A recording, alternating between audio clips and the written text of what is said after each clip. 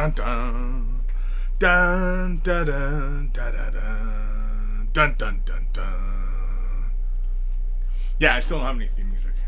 I haven't shopped around, and yeah, so I'll just continue to make those sounds. Welcome to another Getting Projects Done with me, Chris. Today on the menu is obviously a Primaris Outrider from the Indomitus box set. I have been painting it up for fresh tip tutorials on my YouTube channel for everybody who is watching this on Twitch. And of course, if you're watching this on YouTube, well then, in fact, by the time this gets posted, yeah, we'll still only be on part 4 or 5, something like that. So, and this is a 10-part series. 10 parts of this guy. 10? Yeah, 10. 10 parts. So, for everybody watching on YouTube, watching those fresh tips, yeah, there's still a few more weeks to go for that. And yeah, so everybody who is, you know, following along on the fresh tips, here is where he is at. That's not him.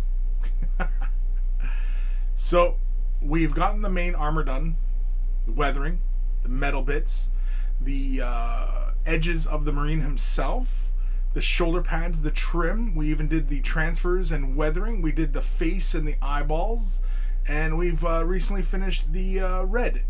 All the Patreon supporters already have access to all these tutorials, and this is pretty much where he is at the moment. And yeah, it's been a fun little journey, but I think now we're on to like little odds and ends, and it's time to get this guy done. We're just gonna finish him off. Now, we have not been painting this guy to a super high standard, as typically I don't really work that often to a high standard, not unless, you know, the subject matter dictates it. I mean, unless of course people, that's what they want to see. But I mean, all it is, I mean, going to a super high standard from normal laying paint down is time. It's just, you know, spending more time on a model. And, you know, essentially what I'm showing in these videos is, you know, skipping a few steps and, you know, taking a few shortcuts here and there. But otherwise, it's all, you know,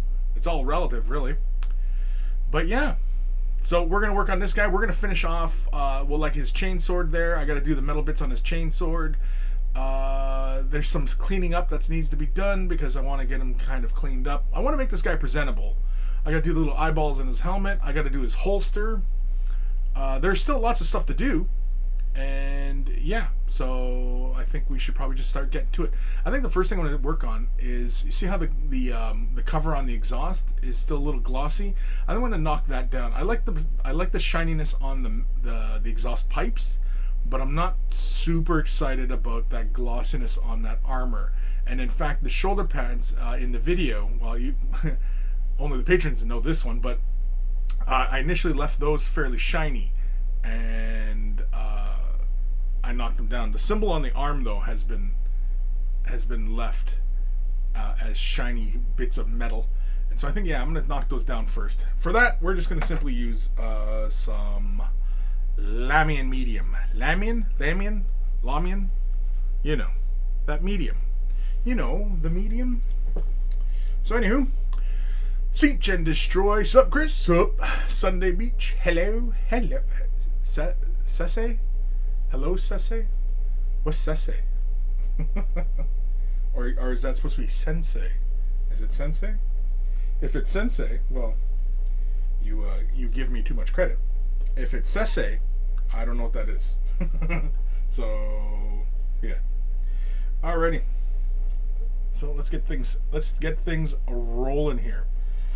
So yeah, we're just gonna grab some Lamian medium. I got little bits of plastic and such on this guy here, but yeah. So really quick, I'm just gonna cover over all the little brass bits. Well, it's not brass. I guess it's off gold. I don't even know what this color is supposed to be, but yeah. So we're just quickly just knocking it down, knocking that shine right out of it. That's it. That's the goal so far.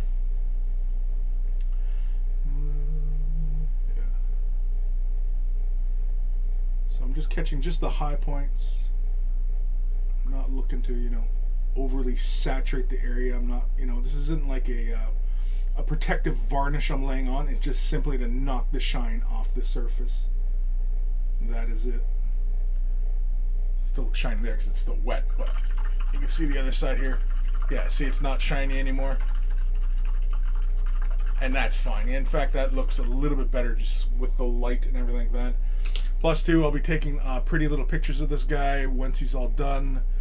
And yeah, so yeah. Malev Flow Shinobi. Throwing ninja stars. Holy carmoles. Oh crap. Tabletop minions. Raiding with a party of 113. Well, thank you, Adam. Uncle Adams.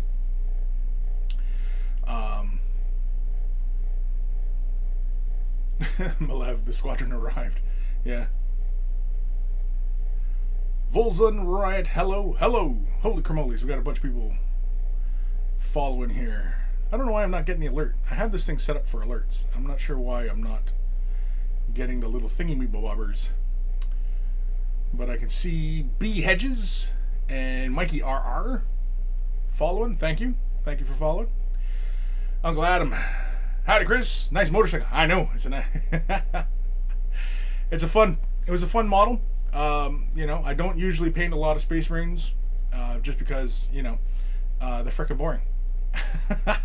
I'm bored of Space Marines. And, you know, but this was fun. I had a bit of fun. And, of course, you know, doing a Black Templar. I don't collect Black Templars. And it was just simply, you know, for tutorial purposes. As I was explaining earlier, that all the patrons have access. This is a 10-part series so far on this model, how I painted this. And patrons have access, I think, to the last, 5 or 6. And actually, one of the videos is patron only. You have to be a patron to access what I did for the eyes on this guy. I can't focus in on the eyes. But the eyes. Anyway. Oh, he's going to blast somebody. Pew, pew. And so, yeah, I've just been working on this guy. I don't know if I'm going to continue painting more of these bikes, because if I do paint another bike, I might paint it as, say, for example, you know, Imperial Fist, or, I don't know, a few of the other chapters, I guess, that just don't really get shown. I've seen some done up. I think I've even seen some done up as Black Templars, but, yeah. But anywho, yeah, so currently on YouTube, everybody's, I think we're only at, 3 or episode 4, I think, and this is 10 parts, so there's still a few more episodes to go. Mikey RR, evening all, evening. Sunday Beach, hey, B Hedges, hello. Kelvin is following, thank you. Yeah, I'm supposed to get these little alerts. I got like a little sound, little monkey supposed to play. It scares the crap out of me every time, and he's not playing for some reason. I don't know why. Uncle Adam looks great. I love the subtle edge highlighting. Yeah, the edge highlighting, well, if you've seen the tutorial on how I did the highlighting on the bike, is different from how I did it on the Marine. Because I showed basically just kind of slightly different ways of going about it. And I didn't bother weathering the Marine the same fashion as the bike, just to have them visually a little bit separate. So that, you know, he doesn't look like, I mean, like he got on the bike and, you know, it's his bike, but he's not always with his bike, you know what I mean? Because he's a Space Marine. He goes and does other things. He does other Space Marine things. And yeah, so that's really about it. Is just, you know, just doing stuff. So like I said, the goal is today to finish this guy off. I got to do that holster, got to do the sword handle, and I got to do the eyes on his helmet. Now, if his helmet's on his belt, it really wouldn't be bright, would it? They'd actually be very dark. They would still look like lenses, but they wouldn't be bright. You know how like normally the helmets, the highlights are quite bright? I don't think if his helmet was off, right, the lenses wouldn't be glowing, kind of thing, right? There wouldn't be any light sourcing or anything like that. It should be quite a dead appearance. So we're going to paint it as such when we get to it. First, I'm going to grab some brown, because we're going to paint that holster. Oh, let's grab some Dryad bark. Let's grab Gorthor brown, and we'll grab a little bit of Baneblade brown. These are kind of my go-tos initially for doing leather, especially brown leathers. So yeah, I'm going to get started with some dryad bark, and then we're going to go with some Gorthor brown. We might mix it in. Maybe we'll create some fancy highlights. I don't know. And then, of course, probably a little edging and some detailing and some weathering with some Baneblade brown. But these three colors are pretty much how I like to do most leathers, especially if I'm doing them kind of, kind of quickly. I'm not really, spending a lot of time. I just want to base it, create some shadow, highlights, whatever, create an initial blend. Maybe I'll wet blend the two, Gorthor and Dryad. I'm going to hit my little mixer, my little tooth chipper. Oh, yeah. Yeah, we got a late start today on doing the stream. Just had other things going on. And usually with this stream, I usually stream it at 12 p.m. Eastern Standard. But today, just other things were in the way, and so we're at 2 o'clock. And yeah, but normally I do this at about 12 p.m. But mind you, I keep it open as far as, where I'll go with it and what time I'll do it, It all depends. It all depends. So let's grab a little bit of Dryad bark for the Dryads. Is there anything else on this guy that should be Dryad bark? Oh, there's a purity seal on his arm too. I forgot all about the purity seal. But anyway, yeah. You know what? I'm going to turn on the autofocus just because I'll probably end up moving a lot just because I can't sit still. So if it doesn't focus right away, I do apologize, but I don't. I do, but I don't. Grab a little bit of water, just a very generous amount, and focus. Is the focus on? Where is this thing even focused? Focus! Damn it. Oh, technology. You gotta love it. So I'm just using a bit of dampness of the brush to thin it out. Okay, that's pissing me off. I tell it to focus, and it does not focus. So let's go about there. Okay, screw it. We're staying with the fixed focus. Yeah, there we go. Should have just kept it the way I had it. So really quickly with the Dryad bark. Now there's another pouch back there. I don't know if I really feel like going in there and reaching for it. It's one of those details that, it's kind of just disappears. Let's grab just a tad more water. Just to really thin this down just a bit. There we go. That's where I like it.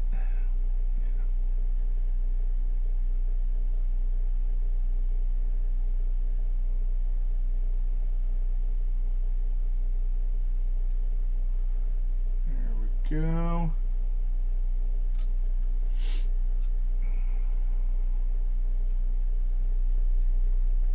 Yeah. There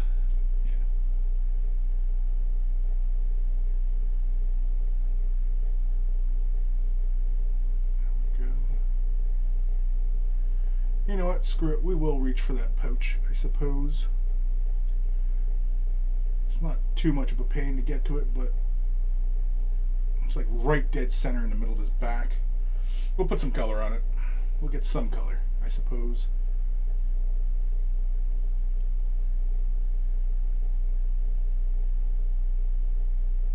Just like so. See that little pouch back there in the center of his back? Can we get this side? Oof. Oof. I don't know. It's kind of annoying. This is why you typically want to do sub-assemblies on this kind of stuff, especially if you're going to paint it to any kind of particular standard, Give that a moment to dry. Mikey RR, the bike was trashed before he bought it. Honest, Chapter Master. yeah, the bike wasn't terribly well kept, right? It was just kind of, I don't know. they're crusading, right? I mean, like Black Templars, the background is that these guys are crusading, and they're kind of non-stop, right? So it's like, you know, when do they stop to fix things? They don't. They just keep going. They say, oh, okay, got, you know, oh, this is all messed up. Okay, well, just swap it out. We'll keep going. You know, we're going to the next system. Mikey R. Chris, have you moved away from Minotaur paints you used to use? Not that I've moved away from it, but a lot of the colors I was using was when I was with Mini Wargaming, as the whole color range was, you know, given to the company. So they were the company's paints. I didn't, you know, and I haven't really bothered getting more. I like them. It's just, you know, yeah, I haven't really used them as such. But otherwise, nothing wrong with them. I mean, I tend to use Citadel paints for the most part only because these colors are readily available everywhere, right? And, well, at least here in North America, I should say. You know, the paints are everywhere. If you're painting Space Marines, why not use the colors that are described in, you know, in the codexes and stuff like that? Because, you know, it just makes it easier, you know, getting your color scheme done, right? So, you know, yeah.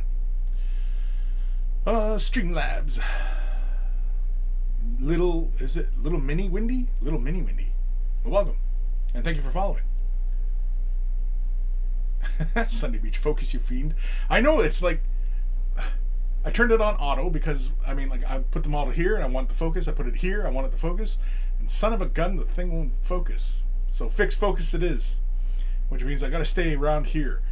Now, I had normally set this up to how I like to, you know, rest my arms, and because I'm sitting straight up, as you may notice in the upper corner here. You can see I'm sitting straight up as I paint. Normally, whenever I'm painting tutorials and stuff like that, I'm hunched over, and, you know, it's, yeah, it's hard on the old back. Mikey R, subscribe with Prime. Well, thank you, Mikey. Mikey RR. Sunday Beach, how do you find the new Indomitus models? I like them.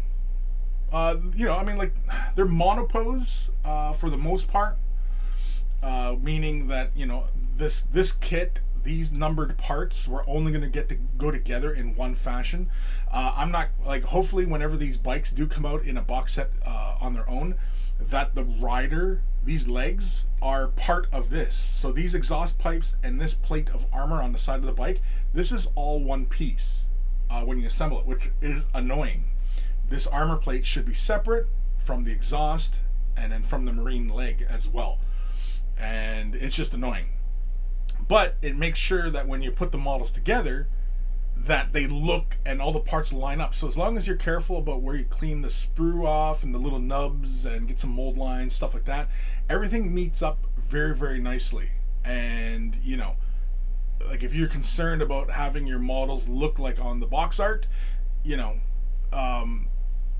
you're going to achieve that with these models in this box set. And this guy, I think, is only like, what, he's only maybe, what, 10 parts? So he's not really complex. And, you know what I mean? Like this whole arm here only fits in this direction on the model. You know, the head and the back and the bottom part of this torso, I'm pretty sure were one part. So, you know, yeah.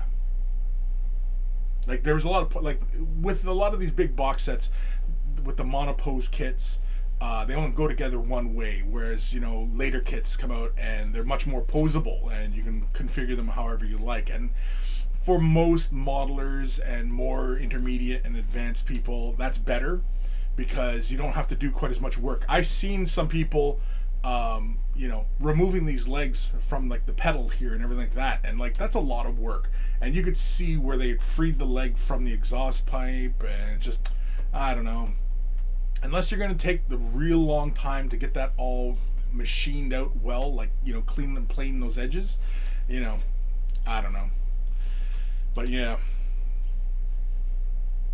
Mikey R. Monkey logo. Gabonzo Bean Donut. Thank you for following. Get him powder. Get him powder. Get him powder. Thank you for following. Mikey R. I'll be honest. I swing between loving the look of the new models and the next day feeling that 41K isn't 40K anymore. Yeah. I mean, you know, it's 40K isn't 40K anymore. Like, I got into the game in Rogue Trader, first edition, and the game has changed wildly back and forth, you know, and it'll continue to change. So even this current edition, and what are we in, 9th edition? 9th edition, you know, and when we roll around to 12th edition, you know, 40K may be a very different universe, background, rule set, right? And, you know, the game always changes. Every edition, even throughout the edition, it changes. And, you know, it's just changing with the customer base and, you know, with the times, really. I mean, 40K was more social commentary than it was anything else back in the day. All right, I only put Dryad bark on that back pouch on his back there. I really don't feel like reaching back there throwing highlights on it, so I'm not. Again, I'm not going for a super high standard on this, so I'm not really going to sweat it. But I am going to paint this leather a little bit nicer, just to bring that out a bit, because it's a nice big fat holster. I assume it's for this big fat pistol. So let's do some highlights on that. Let's have a little bit of fun. Let's do some Dryad bark, Gorthor brown, and we're going to do a quick little blend. We'll just do a quick blend, a wet on wet blend. So really fast, I'm going to grab some Dryad bark, throw it onto my palette. Now I don't usually have my camera on my palette, because that would require, well, third camera really. But yeah. So really fast here, I'm just going to grab some Dryad bark, then I'm going to grab some Gorthor brown. Actually, I'm going to put this on the tooth chipper and possibly chip a tooth. Oh yeah.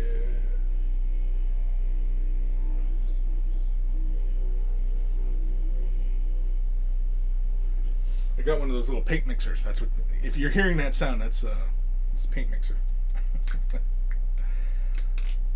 But anyway, where am I? Malev, Mikey R, I'm with you, man. Sunday Beach.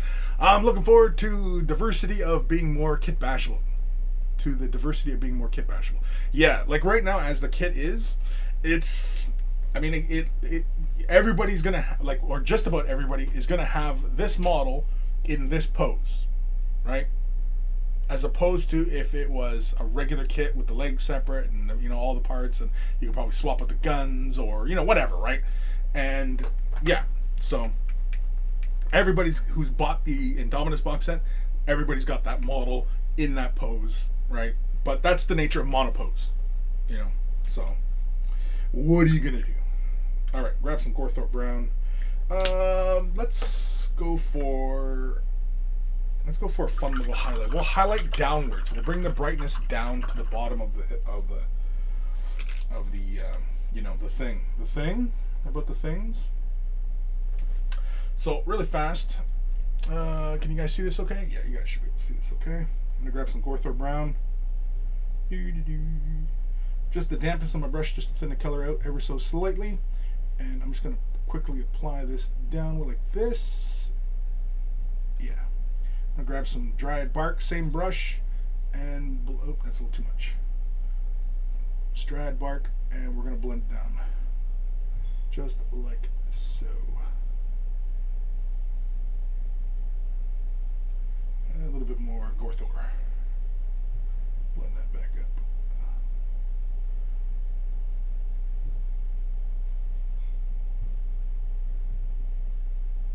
That's a little too much.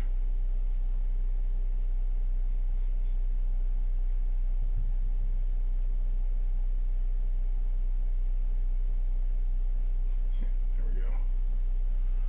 I don't know how well that shows up.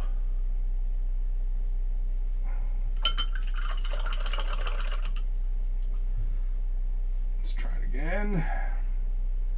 Just the dampness of the brush.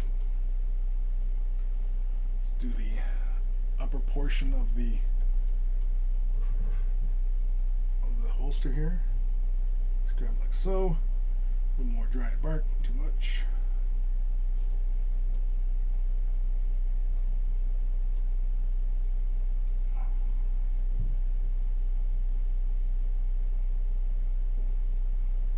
Bottom portion there. I don't know how well you guys are seeing that, but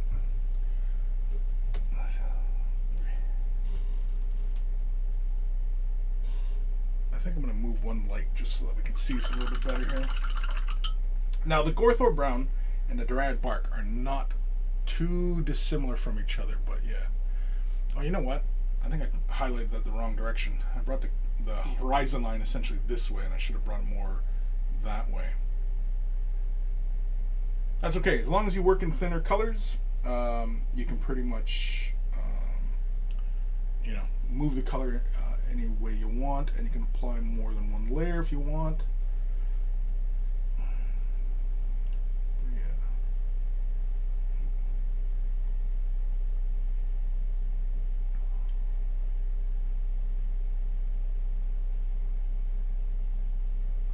Just doing this face here.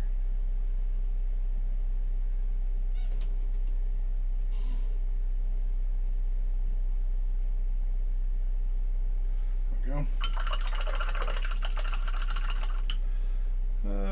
Where the hell am I?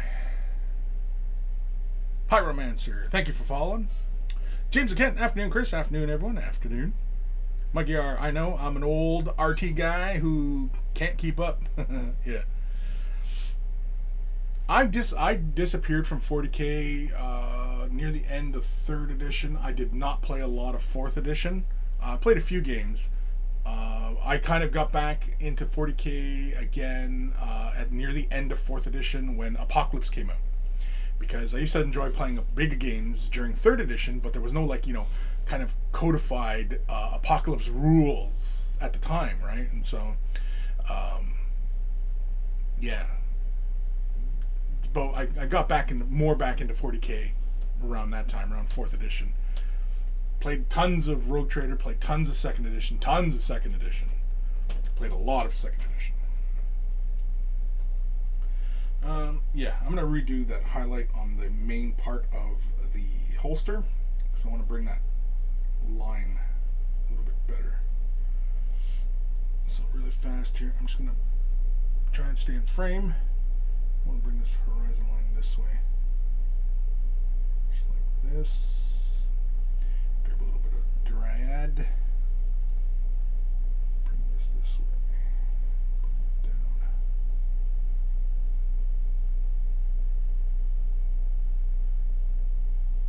Just like that. Just a fast blend. Oh, that's okay.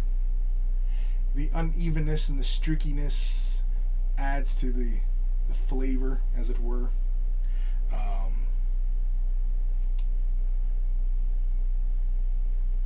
Gives it more of a worn, leathered kind of look.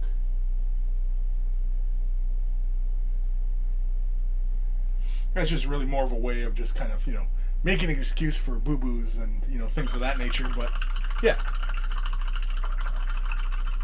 So like I said, it's just a very subtle highlight. It's really not that big a transition. Once it dries, if we really wanted to, we could come in and glaze in a few fast layers in there. In fact, we may glaze in just some patchiness, just because, leather is not always as smooth. Because staying with a more smoother transition through the color ends up kind of looking more like a metallic surface rather than a leathery surface, right? But anyway, damn, where am I? Sunday Beach. I primarily play salamanders, and I've recently taken to a hot iron look for power swords. Do you think adding a gloss seal to the weapon effect would take away from the hot material look? Depends.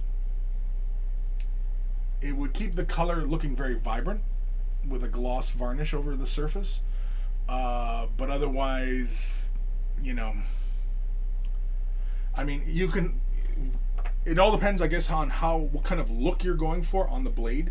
If you were doing the blade like it's a pure transition of color going from very bright yellows or whatever tones, bright tones to darker tones, doing a gloss over it would make the colors very saturated, very bright looking. Doing a matte will just give you a very even appearance. But if you've done it so that the blade looks like a molten blade, so it looks like lava, like a lava flow, you know how you have the transitions of color, but then you have those really dark spots and stuff like that, that would be where an instance where you could have a gloss over the intense color, but then put matte on top of the darker tones, and that way you have this variation of surface appearance. And yeah, so the black would stay very black, because when you have those darker tones, when it's covered in matte, it tends to look deeper, desaturated sometimes, but definitely deeper, especially with black. When it's matte black, black just looks like it absorbs all the light, which is what you want, versus yellows, whites, and stuff like that, where you breathe brighter tones, you know you want a glossier surface, because then it reflects out more light, essentially, right? You know what, let's add a bit more water to this Gorthor brown. I'm just going to take a little chunk of it, thin it down. I'm going to take it way down to a glaze consistency. It's like really, really thin. It is so thin, in fact, because of my palette, you can see it kind of bunching back up again, but that's fine. And I'm just going to do just some little simple edges here. I'm just going to bring out some of the edges. I don't know if you guys can see that or not. There we go. Yeah, I'm just going for that edge. Just over here as well.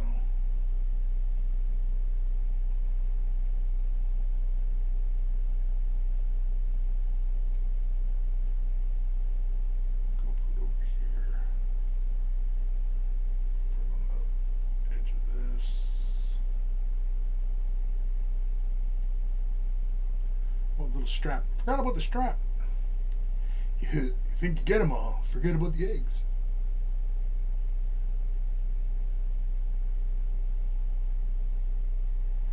Now, because I have the color thinned way, way down, we could also come in and, you know, glaze some irregular surface on this.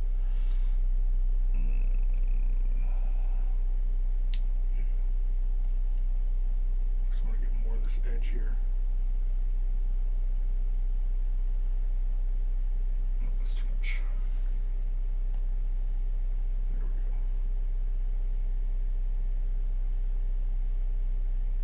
You know, yeah, let's do it. We'll glaze a few more transitions along that main surface there, just to create a little bit of irregularity. Because again, you know, leather is not a perfect surface, and we're going to go for a bit more distressing on the leather eventually as well. So we're just going to push some glaze. Yeah, just like that.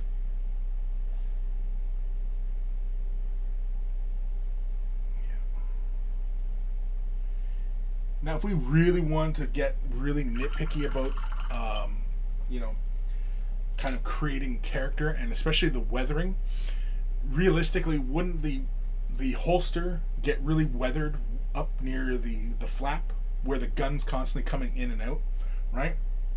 Rather than at the bottom. But then again, I guess at the bottom it would as well, because, you know, crap is flying by as he's driving, and, you know, it'd get really worn out down there, and it's clanking across things, and, you know, these are the kinds of things that you can imagine, you know, when you are painting a model. You know, you can just, you know, make up kind of like why certain things occur.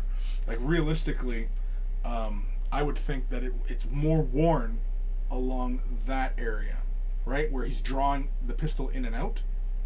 I would say that's more worn. Along the bottom here would be more worn, right? Be more scratches and stuff like that. Let's do another glaze. One more. Just along the bottom here. In fact, screw it. We'll put some more color up here. Just for giggles. Just for giggles. Are you giggling?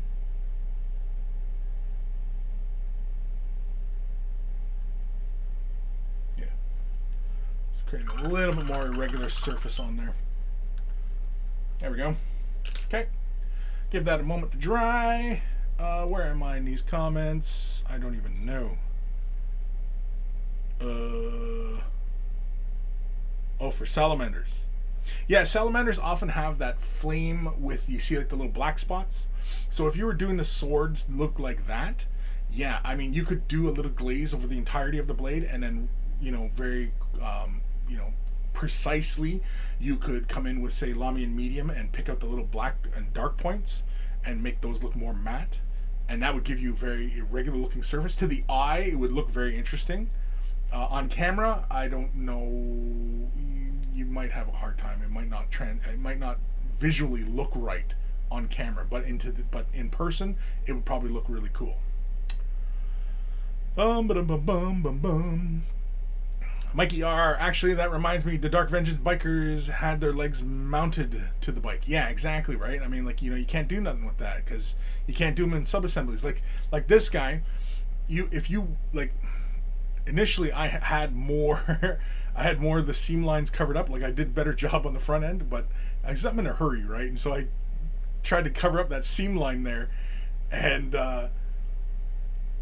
you can't do that if you're trying to do this guy in sub-assemblies, and it's a pain. But yeah, like, that still annoys me. That's the one thing that's annoying me about this project, is I didn't get that seam line properly, and especially with black, it shows right up in the middle there. It's annoying. It's annoying, especially when I harp on people, telling them all the time to, you know, take care of the mold lines and gaps, fill those gaps, and you know what I mean.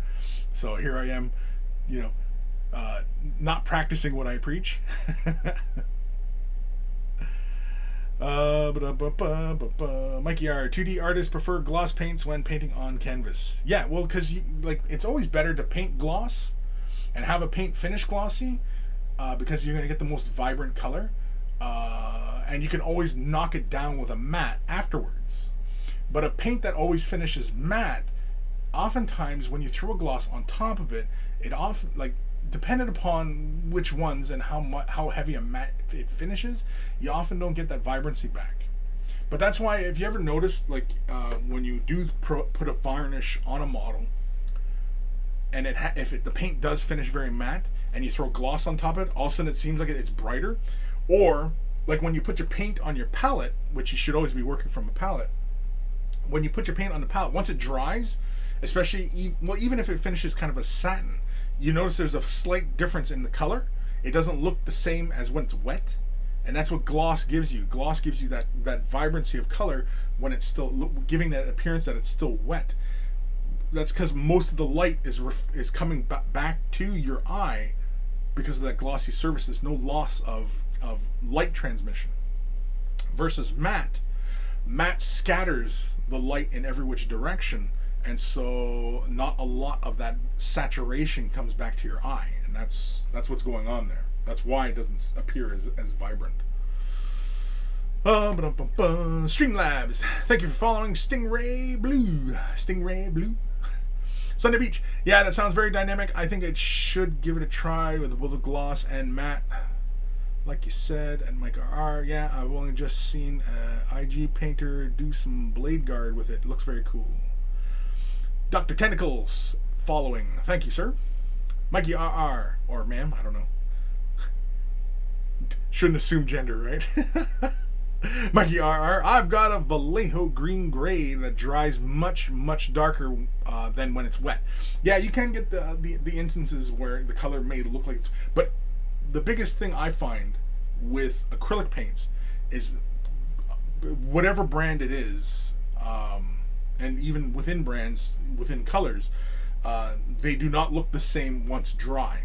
Versus working in oil paints, the oil stays the same value when it's on the palette and when it's on the canvas. It looks the same. Oil paint is almost always glossy. You can knock the glossiness out by adding more spirit, but otherwise it usually finishes glossy. Alright, let's get back to painting here. We're going to take some Gorthor Brown, and we're going to take some Bane Blade Brown. We're going to mix these in a 1-to-1 fashion, and you know what? I didn't mix my Bane Blade. I'm going to throw my Bane Blade on my mixer. Oh, yeah. Throw it on the old toot chipper. Whoop.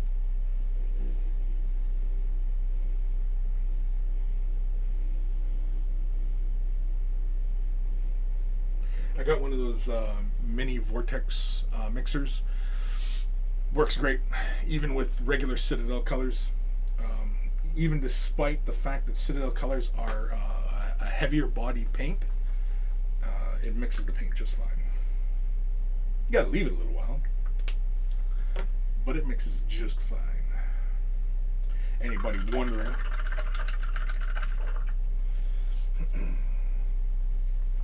Of course, I'm sure some of you out there is like, no, I still prefer to do it by hand.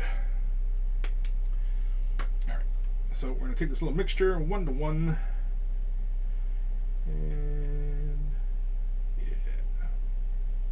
yeah, I suppose I should pick up another camera so that people can see my palette work, because I know there's a lot of people out there who like to see that. I mean, you can just take my word for it. Or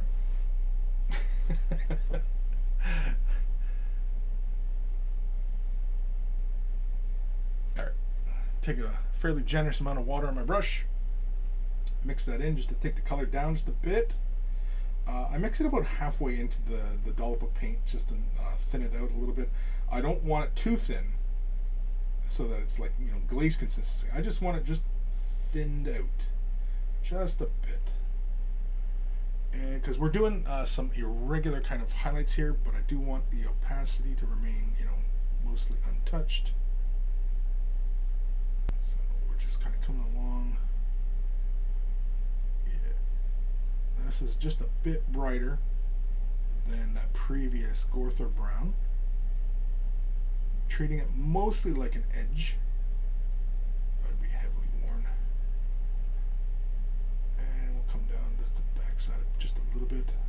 Yeah. You know what? We'll throw some speckles in as well, just for giggles, right?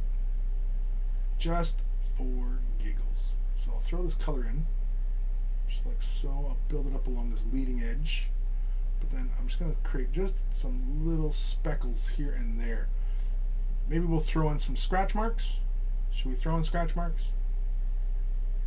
Sure, why not, right? Because I mean, like, it would get scratched up, that edge.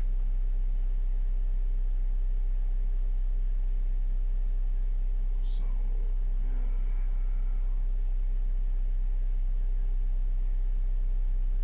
yeah, so we're just creating an irregular surface there. Creating just a bit of texture. Oh, right, we were going to throw a scratch in. Let's throw a scratch in. I'm not bothering with that little pouch in the center of his back, right in that little nook back there. I don't care about it. Like I said, we're not painting this to a super high standard. We're painting this just to a good tabletop.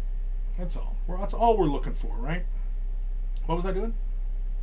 Oh, right, a scratch. Okay, so I need this thinned out just a little bit. There we go. And with the scratches, I like to do the sharpest point of the brush in and draw out.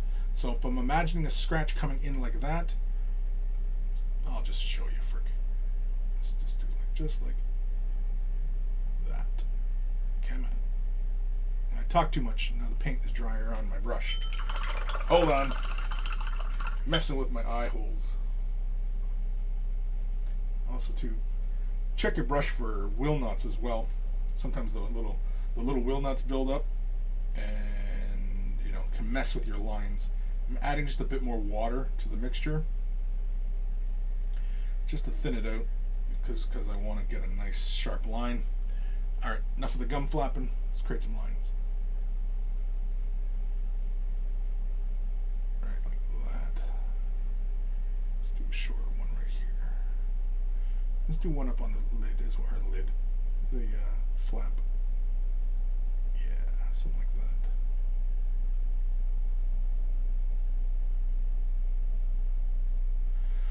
Oftentimes when weathering, the mantra of less is more rings very true.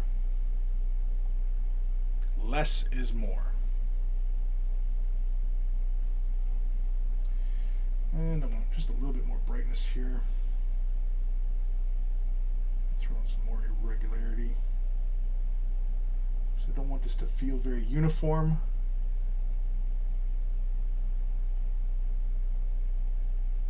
Yeah, just like that.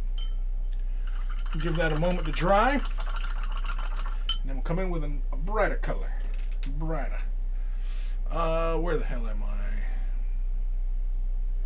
Sunday Beach, LOL.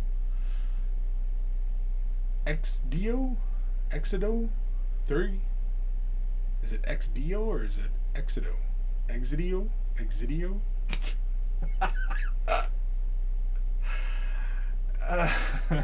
Some of you might not be familiar with my other moniker, the Name Butcher.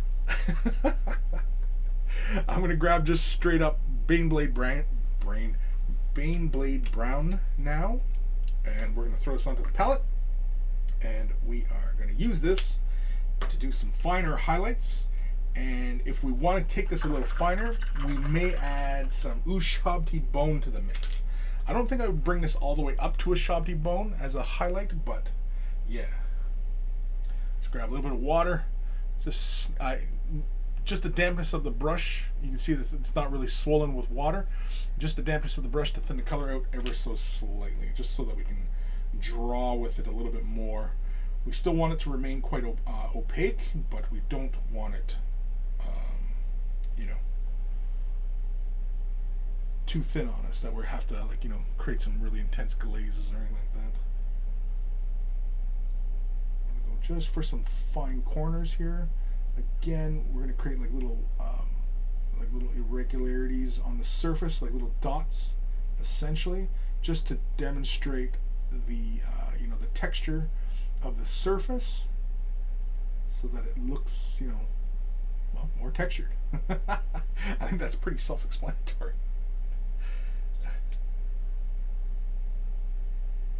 Grab a little bit more here. So as I go, let's create some irregular surface. I want to bring a little bit of a highlight towards the end of this scratch, just like so. Yeah, a little more there too. Let's connect those up a little bit. Yeah, that is all right. Right? Just a little bit of irregularity there. Not too much. It's not too crazy looking.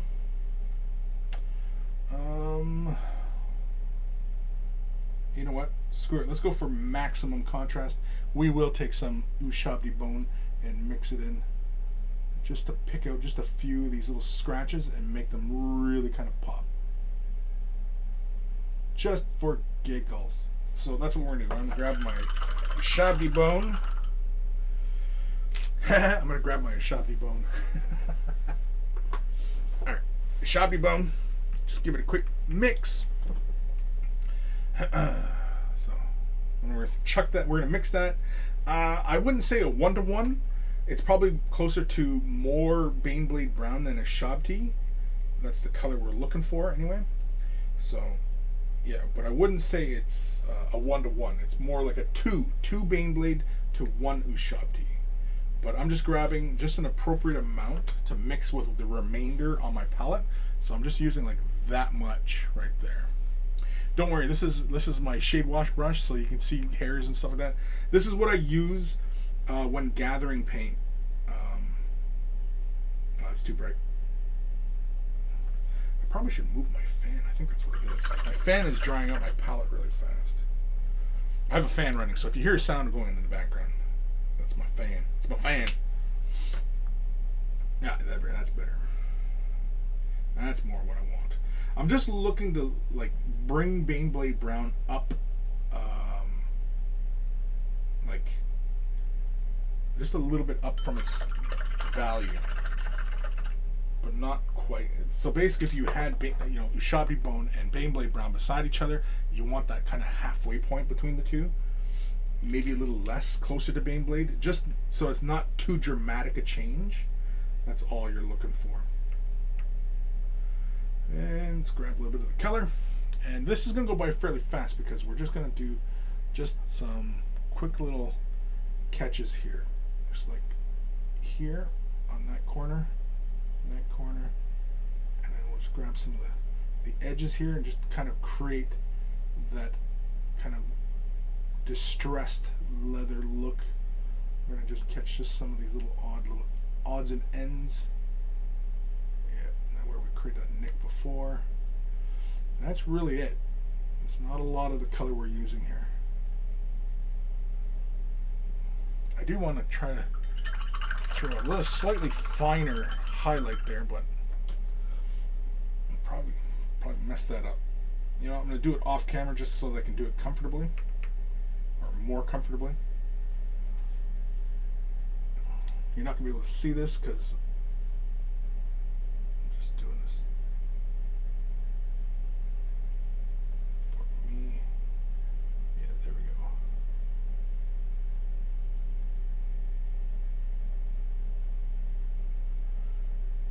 And I actually added a few finer highlights, or lines, I should say, not highlights. A few finer lines just to kind of, you know, break the surface up just a bit. Like that. You see, I just added just a couple more lines. Very, very thin, very small, minimal.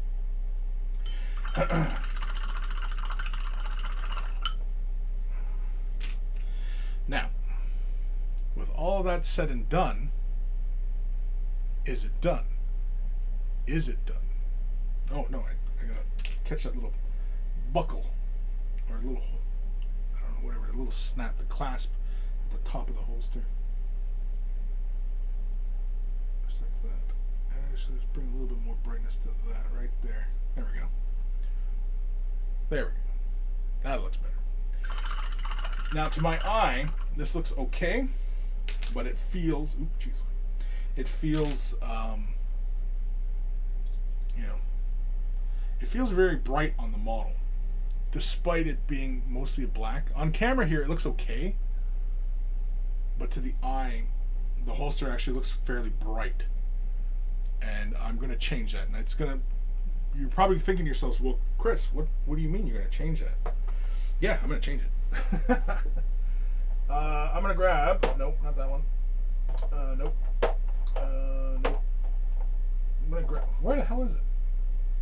Okay. There it is. One of my favorite colors. This color is fantastic. I'm going to put this on the old tooth chipper. Just give it a quick mix.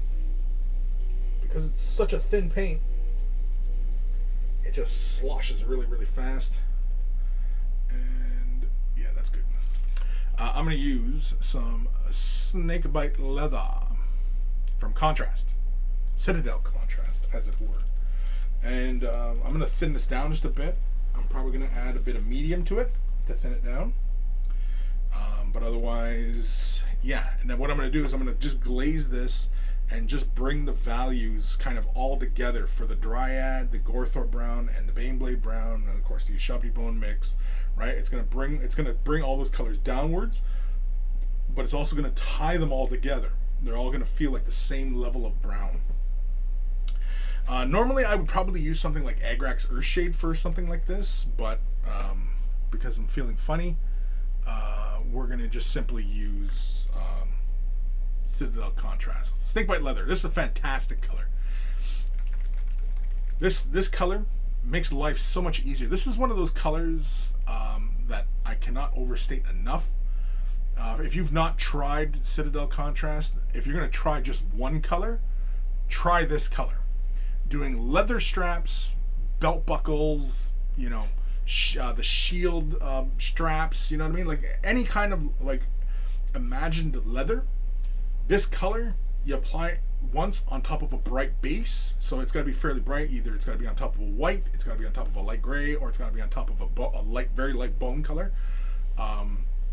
Yeah, this is the color that's going to do that for you, and it's just going to give you all your highs and lows, and yeah, it's a lot of fun. This is, if you're only going to play with one color from Contrast, this is the color.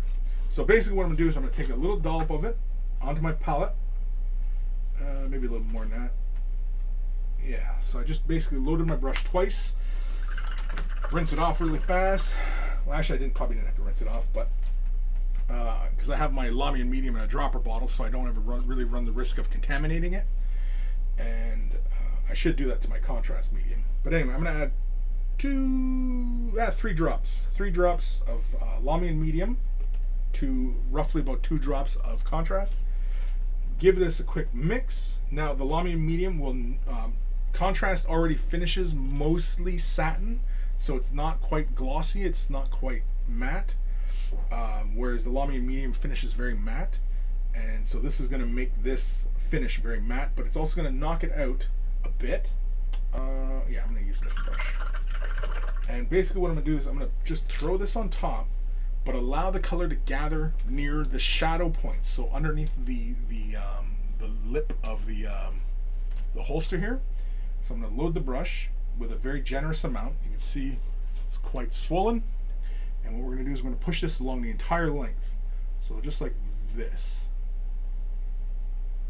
and allow the color to gather closest up to the high point. Now if there's too much color there, you can always clean your brush off really fast and just move the color off. But you can see it already tinted those values there. You see how there's a color difference between the flap and the main body. That's fine. That's what we're looking for. But what this does is it ties all those browns together, and it actually warms up the brown. Brown feels a lot warmer now, which is nice. I like snakebite leather. It's a fantastic color. Like I said, if you're going to only play with one color, let it be this color, because yeah, it's a lot of fun, and it just makes life easier when painting leathers, like objects, like things that should be a leather detail on a model. So you can see basically how it married all those browns together, making it feel more unified, as opposed to just kind of a bunch of browns kind of on top of each other. Now it feels more like of a unified surface. And once this is thoroughly dry, because it's not quite dry up near the little flap, that clasps the flap to the body. Once that's thoroughly dry, I'm going to come in with a little bit more snakebite leather and push it up just a little bit underneath that flap, just to bring a bit more shadow to there. And yeah, and now to my eye, yeah, it doesn't feel quite as bright. See, yeah, even here you can see as I pull it away from the camera, you can see how the holster feels kind of bright, and I don't really like that, because even the red elements don't feel that bright. They don't feel like they're in that much conflict with how dark the bike overall is and how dark the model is overall. But you can see how that holster kind of just jumps out at you, right? And I don't really like that. I want it pushed back a bit more. I don't really want it that bright.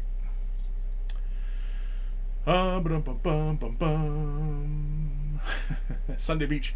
So you're going for a dusted leather look. Kind of not quite dusted, because I mean the model itself is not really that dusted. The bike has got like some wear and tear on it, and it's got some dirt and a little bit of grime. The tires are kind of dusty, right? But the Marine himself has not been painted like he is that dark. I did a little bit of dusting on his feet, but otherwise it's kind of like, he gets off his bike, he gets back on his bike. He's not quite as dusty as his bike, so it just helps, keep a bit of separation, not making it look like he's man bike or anything like that, right? He's just, he gets on and off his bike, he's fighting, killing heretics, that kind of stuff. He's crusading, right? He's a Black Templar. Is that dry? I can't see yet. Yeah, that's mostly dry. Okay, I'm going to come in with some pure snakebite leather, and I'm just going to push it up to the high point there. Just a bit. Just a little bit. It's not going to require a lot, and in fact, I'm going to take a little bit onto my brush and then draw it through my palette just to knock a bit of it out. Oot. Piece oot. And then, yeah, we're just going to push this up. We're using it just like a glaze, and we're just creating this little shadowy point up here underneath the flap. And maybe up on the high point of the flap as well. Just a little bit. We don't really want to kill any of the brightness that we created over here. We're just looking just there and up there. And we're just creating a nice, dark, leathery tone. I'm push some shadow right on that face there. So grab a little bit there. Alright. Yeah. I'm going to push this right here. There we go. Make it nice and deep like. Just like that. Yeah. So you can see there's more shadow now under that flap. And you can see the tone is a little bit darker. I almost want to do another glaze on the main body. Yeah, let's do it. I still have some of the mixture here from the previous glaze. Not quite as heavy, but yeah, we're going to throw another layering right into the main body. So just like here. Just like so. Now, I said earlier that we were not going for a very super high standard, and normally, you know, that is the case. I just feathered out the bottom there a bit, just so that it wasn't too intense. There we go. Close that. But I think we'll leave that alone for the moment. That's much better.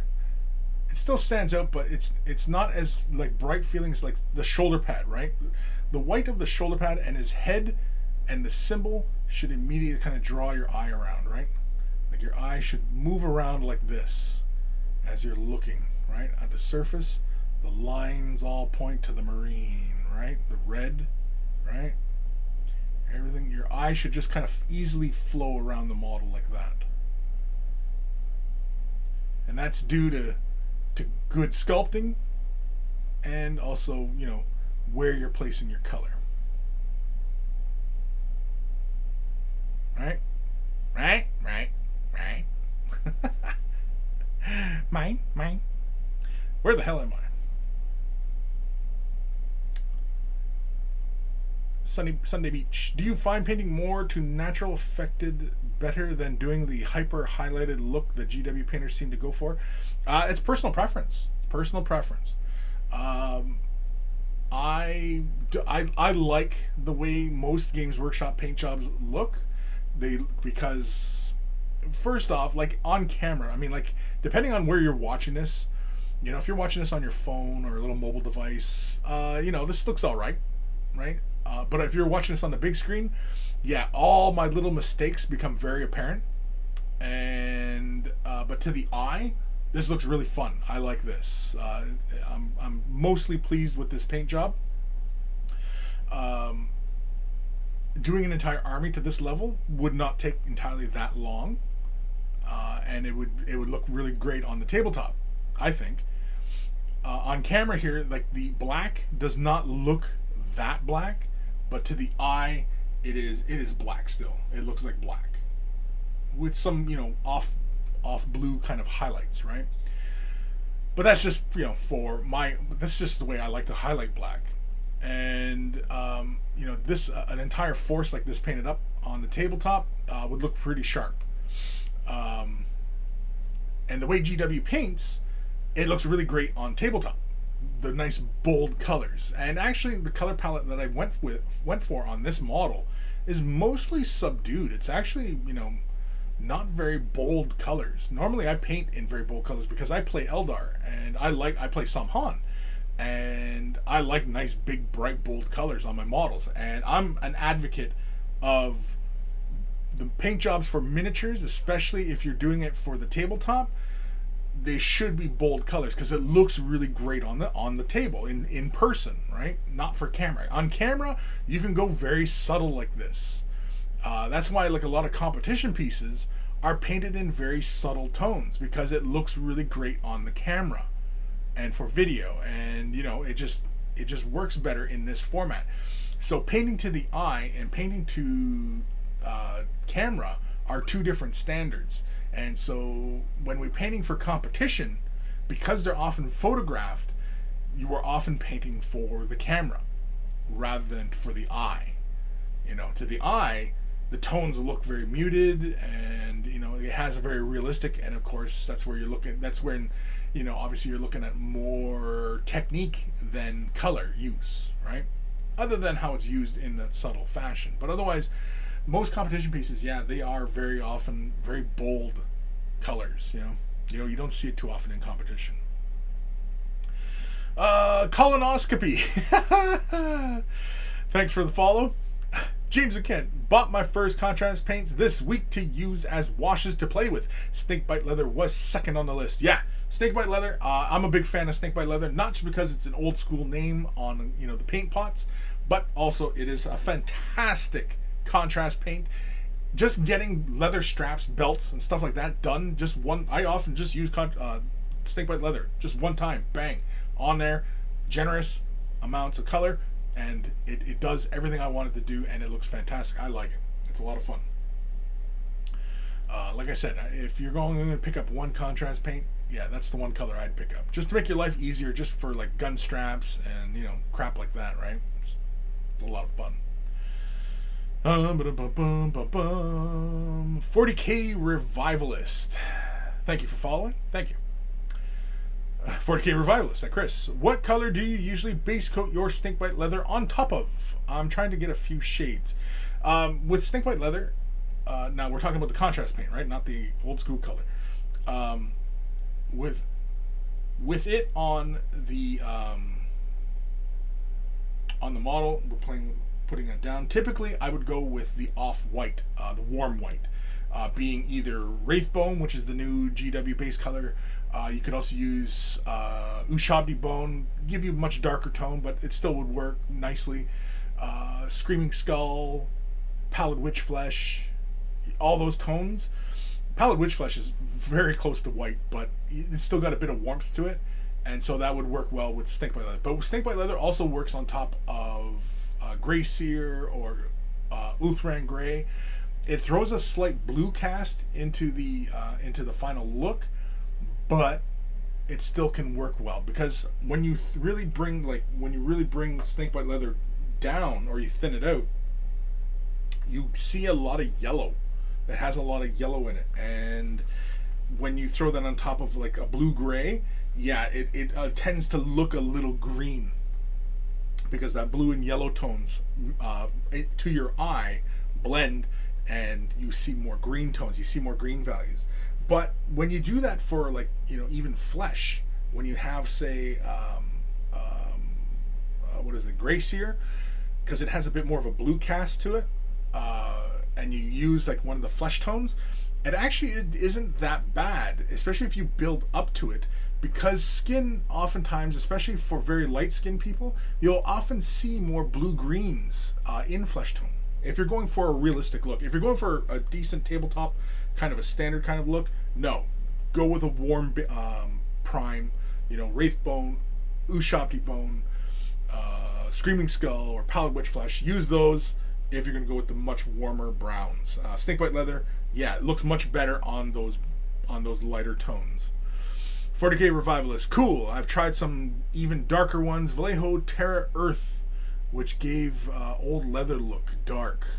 Yeah, that's pretty dark. I mean, with contrast paints, you always want to work on top of a brighter base tone. If you're going to just do a prime and one of these and just get your model done and get it ready for the tabletop, yeah, that's all you need. You start pushing towards the mid-tone values, meaning, like, for example, like mid-tone being, okay, you have white on one end, black on the other, and then that mid color in between. When you're working with contrast, you always want to stay on the brighter side and push towards the mid-tone.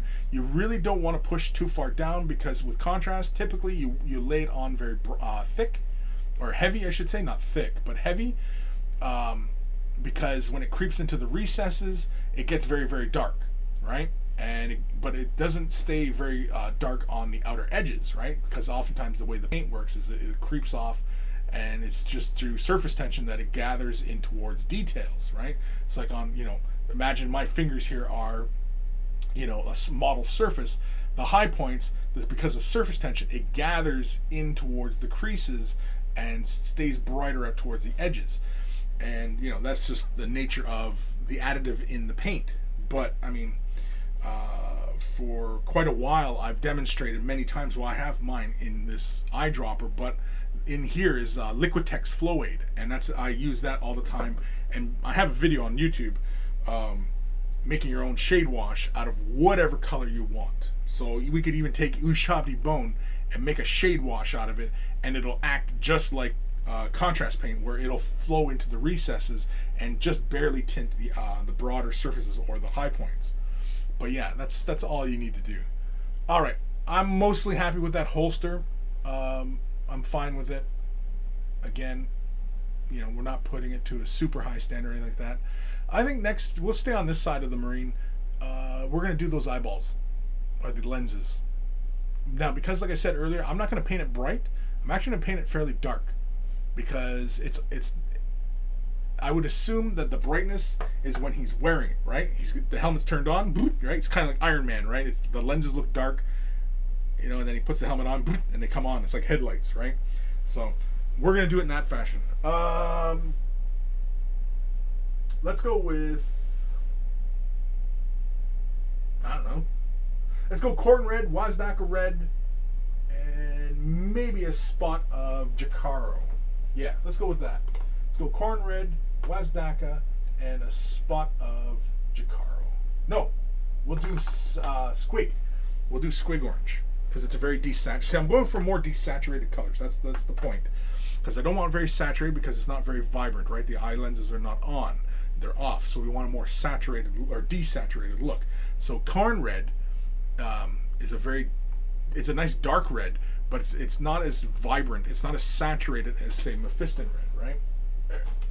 They're two different reds. They are similar value, but Mephiston red is much more saturated. Look how vibrant that red is, right? Versus the corn red, it's much darker, you know. And it's still red, but it's not as red as Mephiston. Mephiston red, by the way, anybody who been listening to me harp on at any length of time knows that this is probably my favorite color, Mephiston red. I just love this tone of red. It's my faves. It's my faves. It's my jam. It's my jam. All right, corn red. We're gonna throw this on the mixer for a second. Oh, the old two chipper. What's going on there?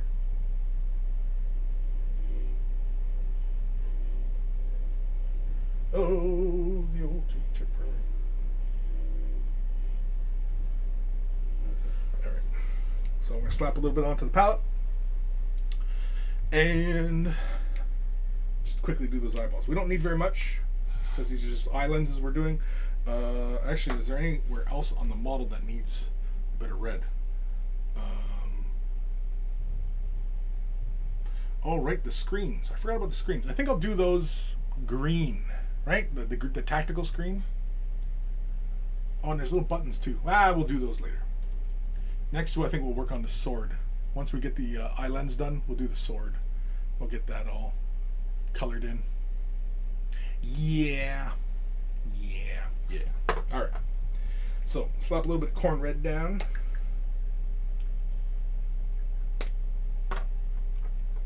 Now we could take a bit of black. Actually, we probably could take some dried bark. We could even use snake bite leather. Screw it. Let's just use the corn red. Just the dampness of the brush, just to thin it out ever so slightly.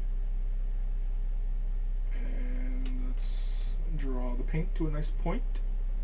And let's paint the lenses. Where am I here? Okay. Now you don't really want the paint too thin.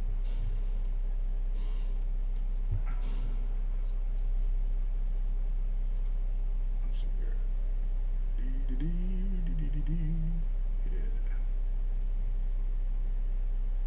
Yeah. Oops. Did I hit the nose? I hit the nose. Damn it. It's okay. We can clean that up. We can clean it. We have the technology to clean that.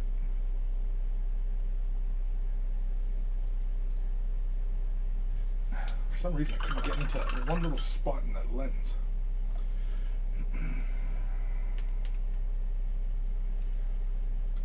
Alright. I don't know if you guys can see what I'm doing here. Barely.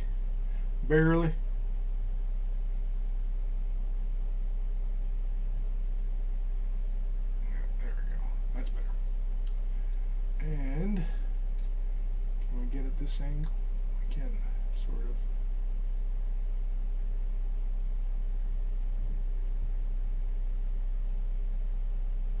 There we go. Alright.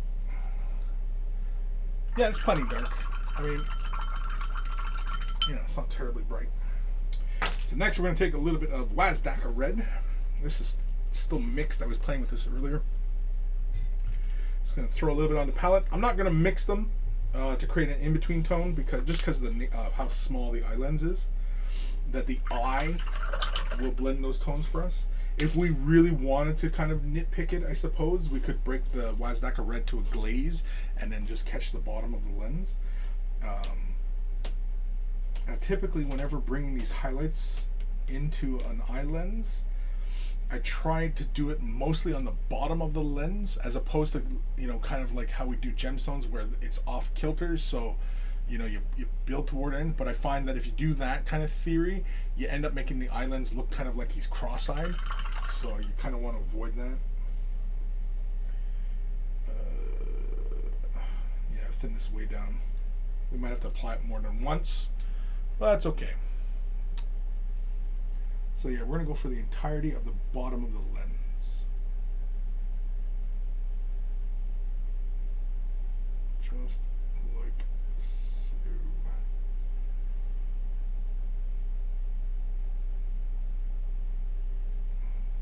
Yeah, a little too heavy there. It's okay, we can always fix that later. And let's, whoop, yeah. Damn it. Messed that up. So now there's a little bit too much paint there, because I've thinned it down just a little too far. Clean brush, damp, and I just simply draw the excess out. It's like a syringe, just draw that excess right out. It's like a snake bite, you draw the poison out.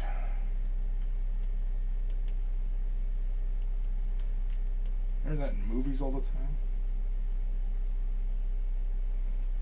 Drawing the poison out.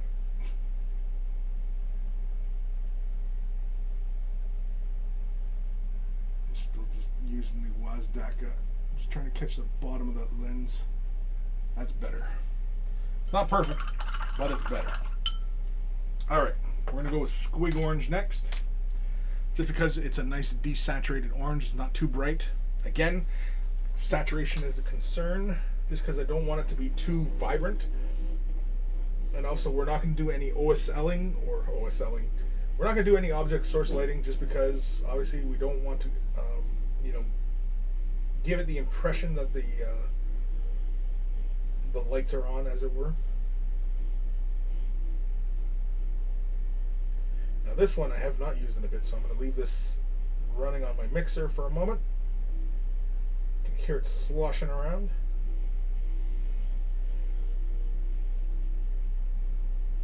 Sounds like somebody's got a lawnmower running in the background. James the Kent, Corn Red really reminds me of one of the old GW paints, but I can't remember the name of it. Probably Corn Red. Corn Red, I think the name has been around for a while. Oh, no, you're probably thinking of something like Red Gore. I think that's what it used to be, like the kind of value it is. I think that's something probably what it's reminding you of. Red Gore. Oh, excuse me. Alrighty. We're grabbing some Squig Orange. And we're going to try and do a nice little catch light right at the bottom of the lens. Right around, let's see here. Around here. Yep, that's it. And on this side, I think I'm burning my frickin' forehead off my light here.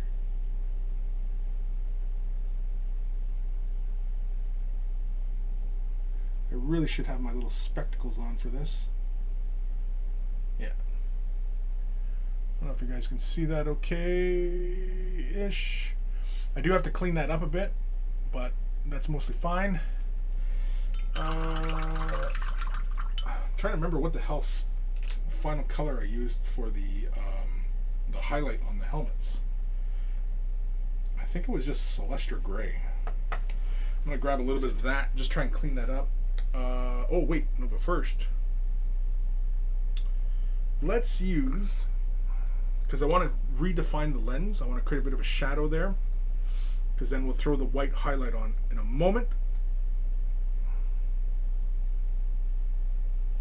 trying to think of how to push that lens back a bit. I'm gonna probably use the contrast. Let's say wildwood. Where's wildwood? That's not wildwood. That's wildwood. Wildwood is a nice dark tone. Yeah, red gore. That's it, eh? Yeah, James Kent. Yeah, red gore.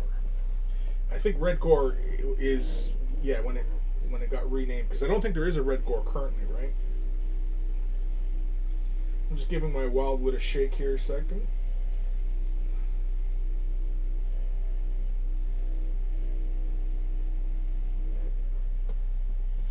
Yeah, should be plenty mixed. I usually hold it up to the light, see if I can see it. Actually, no, I think it still needs to be mixed more. Yeah, it does too. Don't really recommend staring into your lights.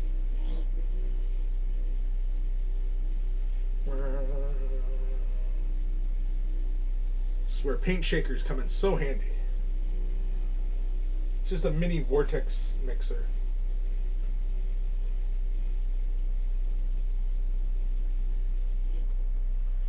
We got into a big discussion one time about using the mixer. Alright, so I'm going to use this.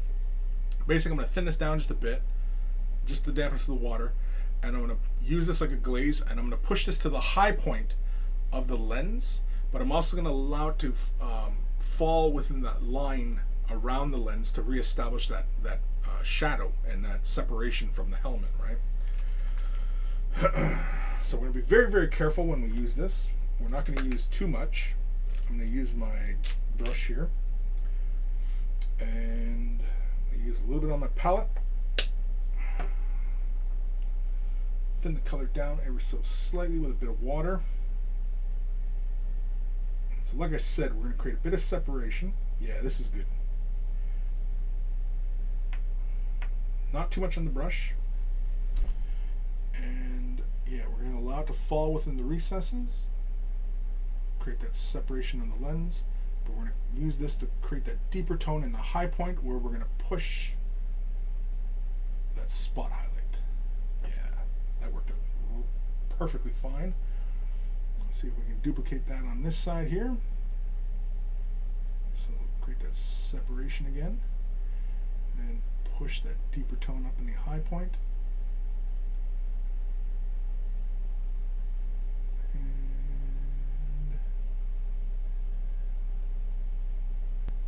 So we're going to come back in with Celestial Gray anyway to pick that out, clean that up.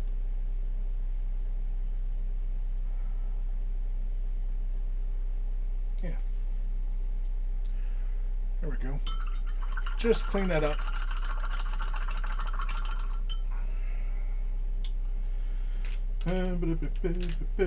Okay, so we need, what do we need? We need a white and a Celestial Gray. Celestial Gray and white.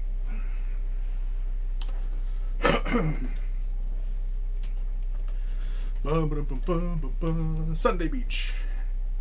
Mate, happy to catch your stream. I'm heading off to sleep. Enjoy your weekend, good sir. Well, you too, Sunday. And thanks for following. I do this every Friday, and I also do Weigh the Brush on Saturdays, if you're not familiar with my efforts. Alright, so first we're going to grab some Celestial Gray. We're going to reestablish the highlight under the bridge of the eyes on the helmet, just to clean that up a little bit, because I was a little overzealous in my application of the reds. The only reason. Slap a little on my palette. Okay, grab a little bit of dampness on the brush, just to thin the color down just a little bit, just slightly. Like I said, it's just the dampness of the brush, just to thin the color out. Get it to a nice little point. Okay, and then we're going to just reestablish some of these high points on the helmet. Just like so. That's a little too intense. I guess, oh, you know what it was? Because I think I threw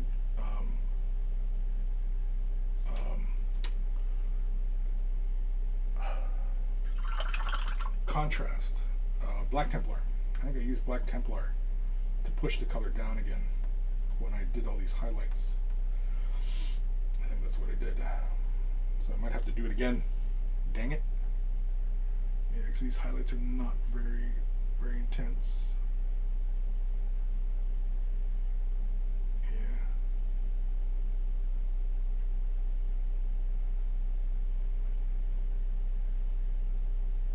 Yeah. So I'm going to have to do a little bit of Black Templar again. Just catch these grills just for giggles.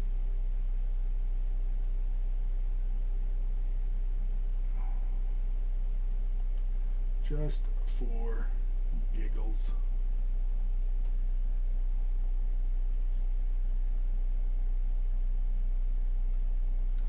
Yep. All right. Let's grab a bit of Black Templar. Where is it? I'm gonna thin this down just a little bit.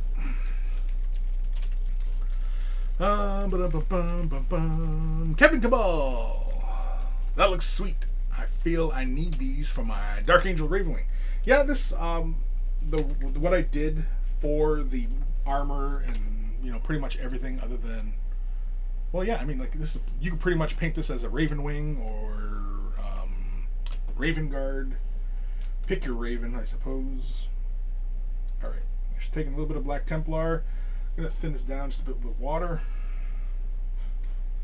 way down, and we're gonna push this highlight back a bit, just ever so slightly, just so it's not so intense, but not change the value too heavily.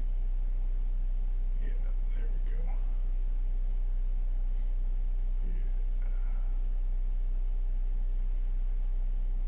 So what I'm doing is I'm applying it, but I'm pushing it back towards the shadowy points so that it doesn't, get too dark. Yeah, just like that.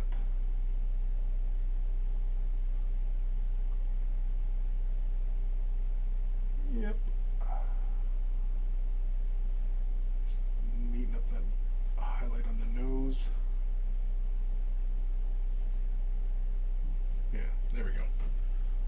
So pushed it back. See, now it's not quite as intense as it was a second ago. It feels a little bit closer to everything else again.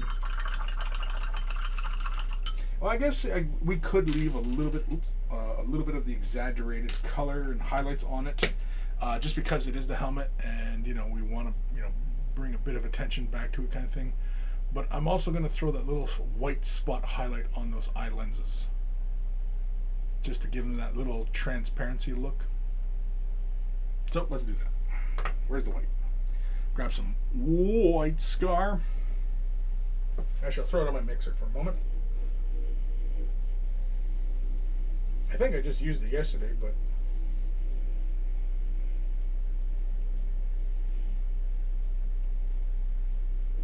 I do enjoy my mixer. Saves me from, having to use muscles. I don't have to use muscles when I'm doing this. So, a little bit on the palette.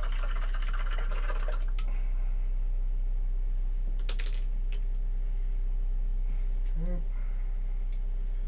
Don't really need to thin the color out too much. White scar in comparison to ceramite white, it's very, very thin. And we're just going to throw this up in the upper left-hand corner of the eye, just like so. Today. Oh, for God's sakes. Don't force the color when doing like little eye lenses and stuff. Make sure you get a nice good brush to come to a nice point.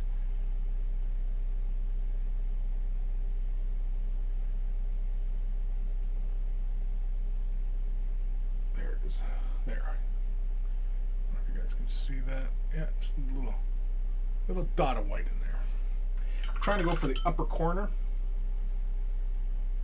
Just really, it's just for a stylized approach. if we're being really realistic about highlights, then it's whatever light source you're imagining is, you know, catching that spot, as opposed to just an arbitrary highlight.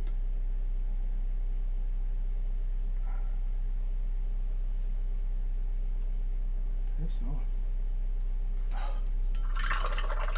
Did I not move my fan? I didn't move my fan. I was talking about it earlier, moving my fan, because it's drawing my colors so quickly on my palette here. I didn't move it. I don't know why. Just into the painting, I suppose. Anyway, I had to grab a bit more color on my palette. And let's get this little spot right there. There we go. You guys can kind of see it right there. Yeah. So there we go. Just make them kind of dark. They're subdued. They're not bright like they normally would be, because we're imagining that, you know, his helmet, the lenses are bright when he's got the helmet on, right? So that's the only reason we do that. All right, is that it for this side? What time are we at here? Oh, we got. What time did I start? Oh yeah, okay. Hour and a half in. Yeah. I got a little timer that tells me how long I've been streaming for. All right. So we got the holster, we got the eyeball. So let's finish off the sword. Let's get that done. To do that, we're going to use, let's use lead belcher.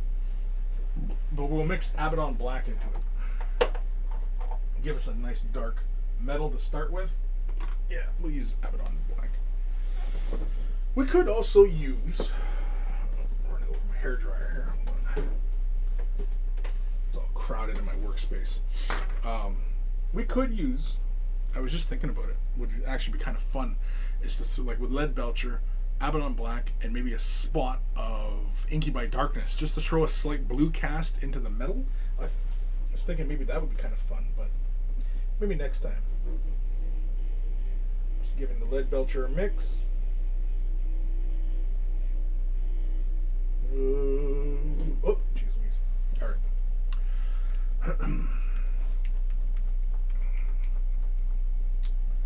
But yeah, we're going to take some lead belcher and some Abaddon black.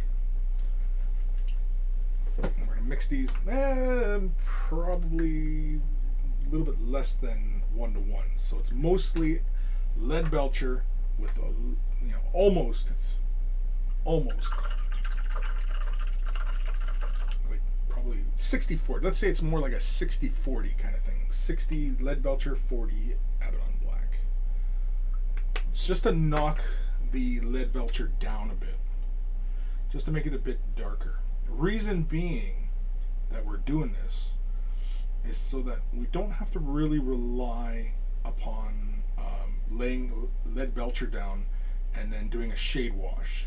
If we don't really want to do a shade wash, we could just simply add a bit of black to this mixture and push the color way down.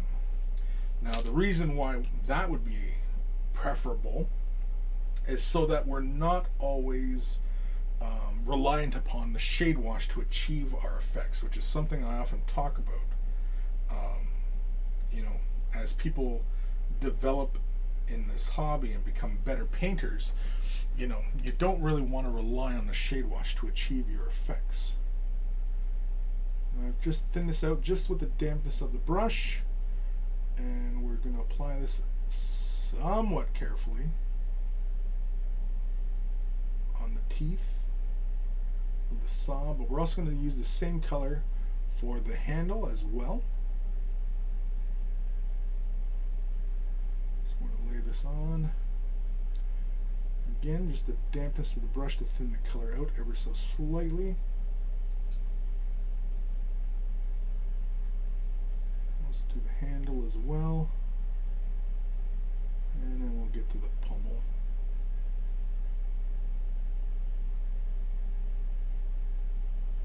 Get up there.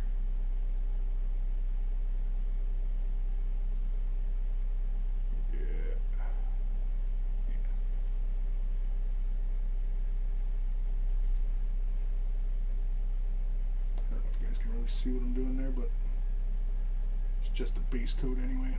Nothing terribly exciting. So like I said, we're going for, you know, a fairly decent end result. We're not looking at, you know, we're not painting this for awards or anything like that.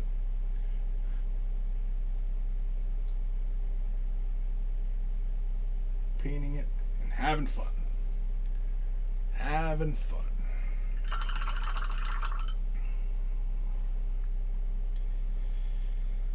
Okay, just a little bit on the pommel, and I think this detail is mostly done.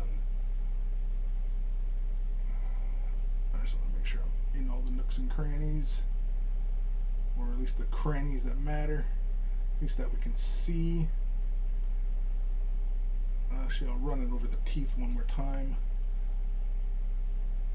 just because. Oh, I got red on that leg too, damn it. I'm gonna have to come back in with some black and fix that. I just caught that now that I got the leg of his armor with some of that red. Boo earns. Boo earns. Oh, I gotta clean that up too. There's some color on the exhaust pipes right there. Alright, we'll give that a moment to dry. You know what? Since I have that Black Templar here, I can probably knock it down with the Black Templar. Let's do that. So I'm just going to take a bit of Black Templar. Probably should use Abaddon Black, just because it's more opaque. But let's see.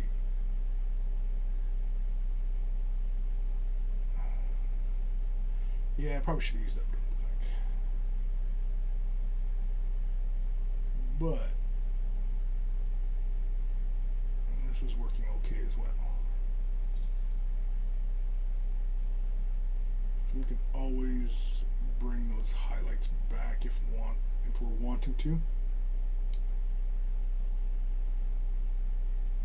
You know what? Up on the grill here, there's a little vent on the sword. I'm just going to hit this as well. Use it a bit like a shade wash. All right. So we kind of clean that up. Just knock that red out of there. Now we're going to come in with some pure lead belcher and use it as our first highlight.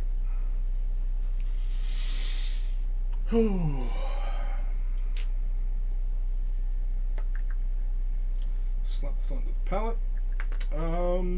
Let's use a bit of medium to thin this. So I'm just going to use some Lamian medium. Just a bit.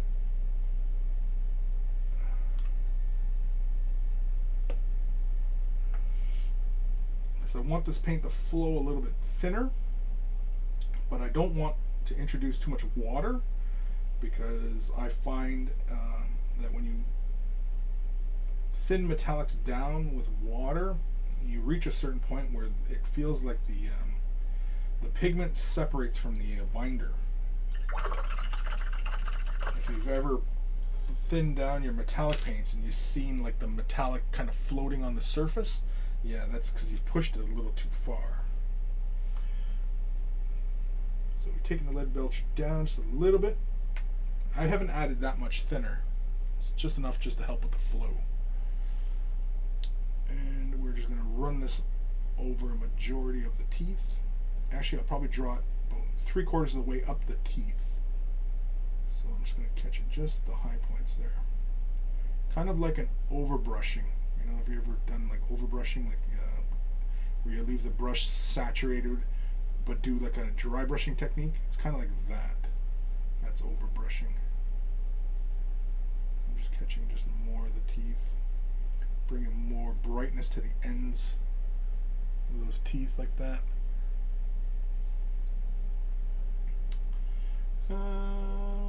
Let's do more of a layered highlight approach here, not quite an edging. Screw it, we'll just leave more in the recesses, I suppose. So just catching just broad surfaces, bringing it to high points. Yeah. It's not quite an edging.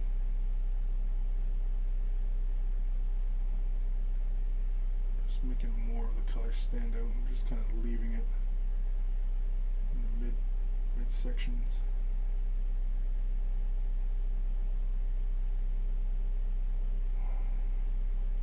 On the handle, I'm just going to catch each segment of the handle because there's like the little lines in between each little ligament thing. You know what I mean. Just like that. Catch just these little details here.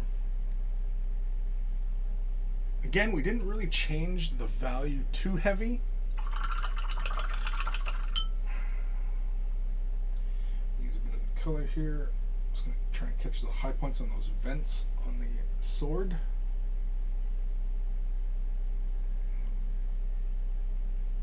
Just like that.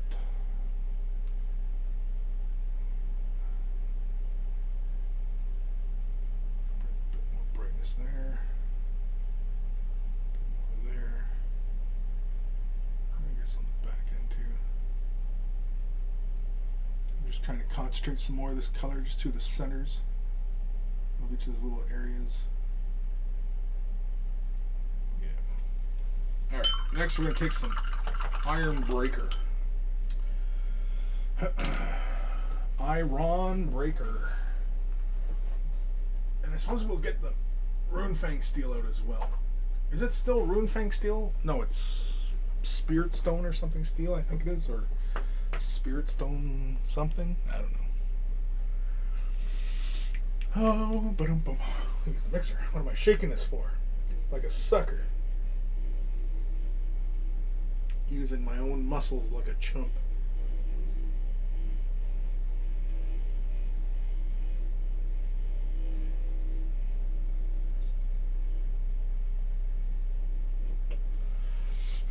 All right.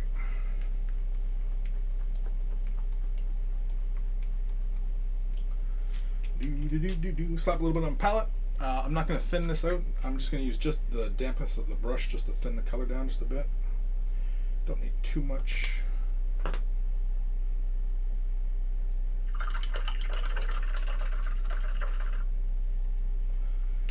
And yeah. So now this time I'm going to try and catch each of the teeth, bring just a bit more of a point to each tooth. And then we're just going to do just a bit of edging on all the surfaces on the sword. That's really what we're going to go for here.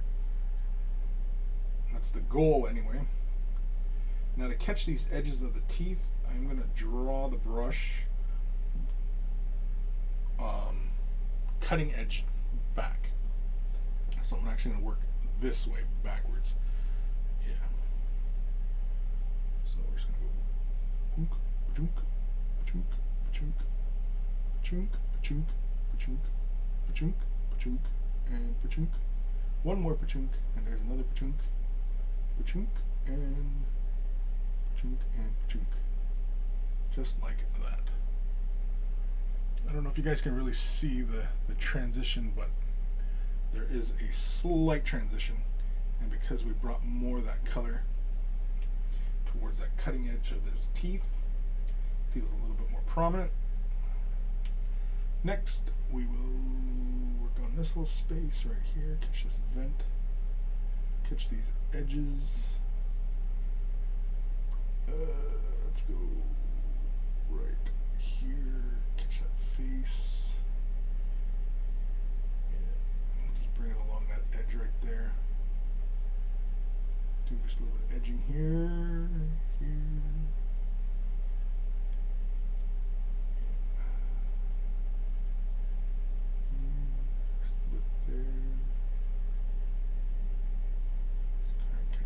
Just these edges, just to bring a little bit of illumination to it. While I'm at it, there was some paint on these pipes here. Try and get some of there. Just cover that up. Yeah, that's a little better. Yeah. There we go. Pretty as a picture. There we go. Yeah. Feels a little better now. A little neater. What do we gotta do? Oh, the handle. the handle.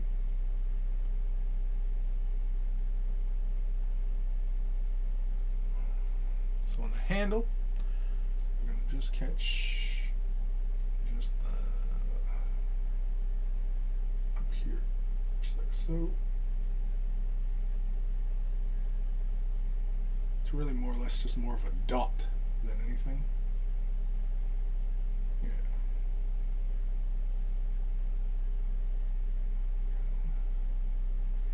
Okay. See. Good, all right. All right, let's do some Runefang steel then.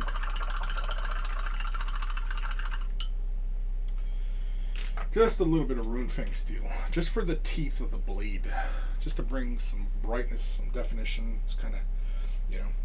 Now, mind you, I mean, like most of the model we've done in this kind of worn out, weathered kind of state.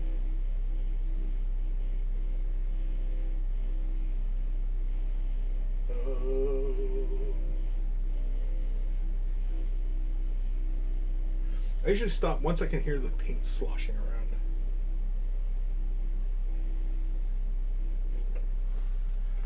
Once I can hear that, then I know it's pretty mixed. I usually just give it a quick little shake just to knock the paint up onto the lip, because that's usually where I gather the paint, right?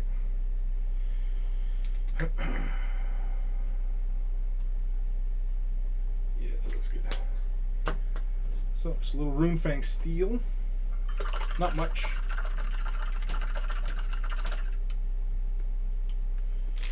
And yeah, we're not really thinning it down. We're just using just the residual dampness of the brush.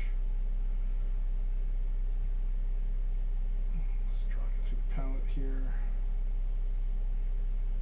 And similar like before, we're just going to kind of do it like an overbrush fashion, but really we're going to catch just the tips of the teeth of the sword. I just want to make sure I'm kind of in frame here. Yeah, so we're just going to go boom, boom, just like that. We're just going to concentrate just on getting the tip. Just the tip. Just like that. That's it. I think I'll catch just a little bit on the sword handle here. Catch just little bits here and there. Maybe just a little bit on the bolt heads. That vent. Yeah. A little bit on the pommel here. Now the handle of the sword feels like it should get a little bit different treatment just to separate it out from the rest of the sword. Right? And you know what? I am going to use a little bit of Black Templar. I'm going to thin it down. I'm going to knock the handle down a bit, just so that it doesn't feel quite as bright. Yeah.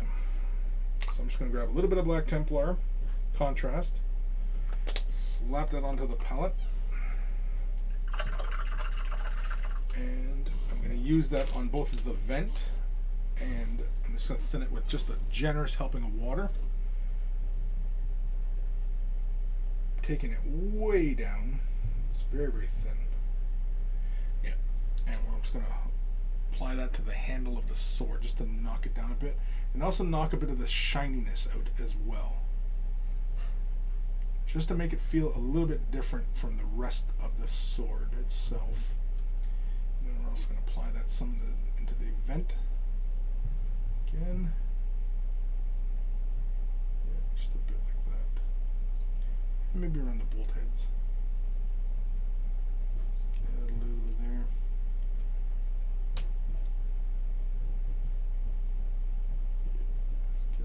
There. Just getting a little bit, hitting some areas just to create a bit more separation from like the red and silver elements. But yeah. So we'll give that a moment to dry. You can see the Black Templar is like very, very thin on the handle, but it does knock a bit of that shininess out. Just, you know, making it look just a little bit different. I guess we could use some silver on the exhausts. Where's my silver? There it is. Yeah, I'm just gonna some of the high points here. Just like that. We want a ring on that ring.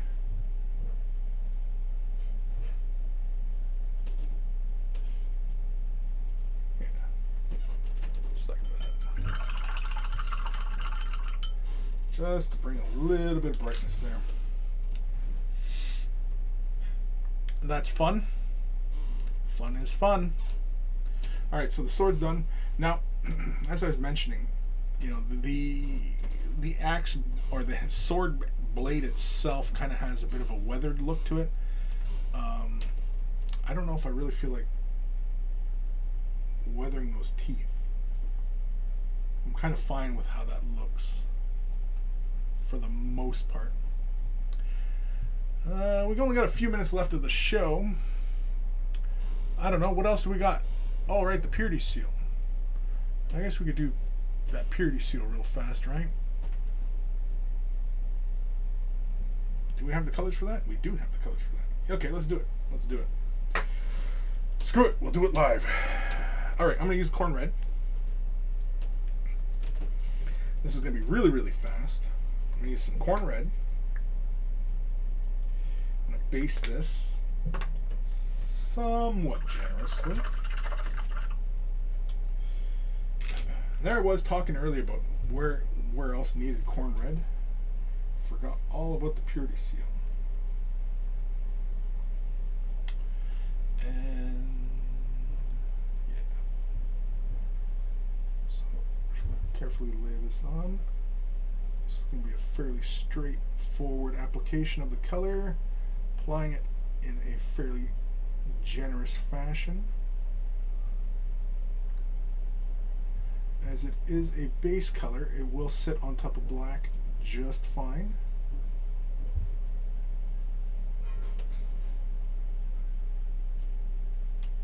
Just like so.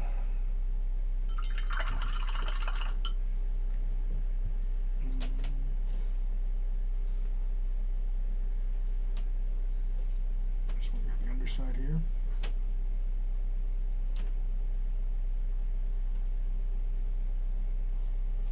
Now for the scroll,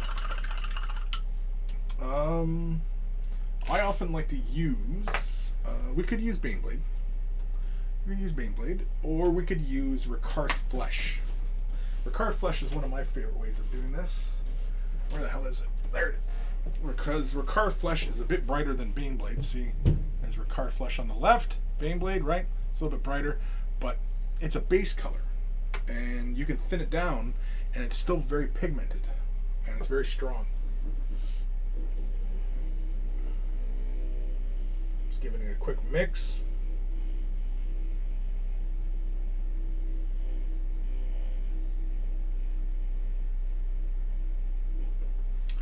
And we'll slap a little bit onto the palette. Yeah, so like I said, for like these purity seals and stuff like that, parchment, yeah, often we'll use Ricard Flesh, just because it's a nice starting point, and you can pretty much build it to wherever you want to go, essentially.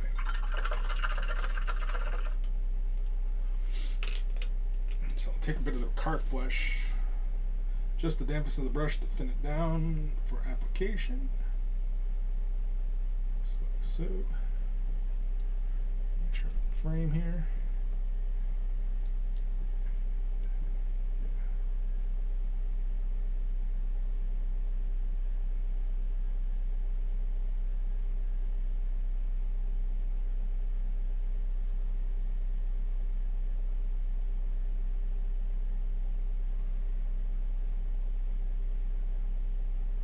I'm not too worried if we've got to apply more than one layer.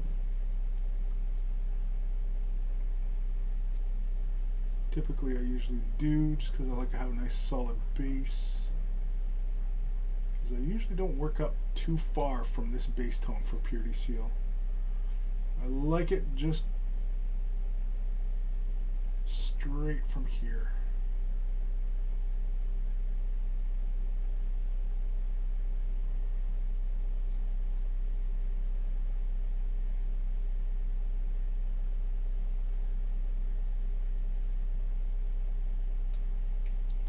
Something like that.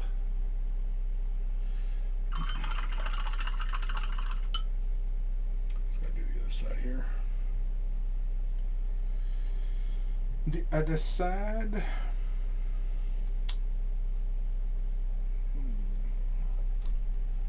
am I here? Okay.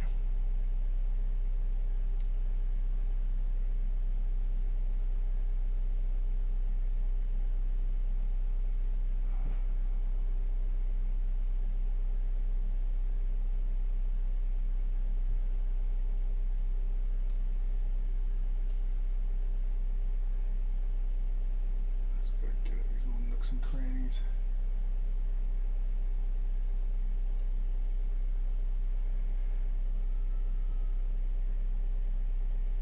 Sorry, I have to pull this out of frame here just a second, just so I can get to some of these spots here. If we could have done this guy up as a proper sub-assembly, it would have been a little bit easier. A little bit, not much. Just a little bit. But then again, I usually don't paint a lot of Space Marines, so I'm usually, not that too concerned.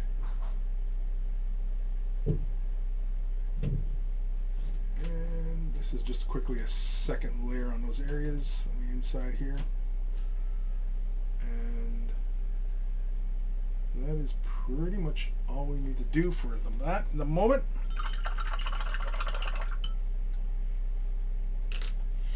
Okay. Next, we're going to take some corn red, and we're going to add a little bit of ushabti bone to it. This is for the wax of the purity seal. Mixes roughly probably 2 red to 1 ushabti. It's about where I like to start. You could start even further, 4 to 1, 3 to 1, that kind of thing. It all depends on how much of a transition you want to go for. I'm not that concerned about it, so this gives us a really nice, softer tone. I don't know if there's any color that Citadel makes that's kind of in a similar fashion to that, but yeah. And this is so that it kind of simulates the wax appearance of the seal, right? This will go by fairly quickly.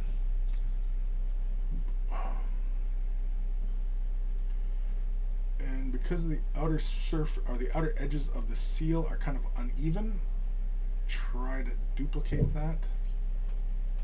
Oh, it's too much there.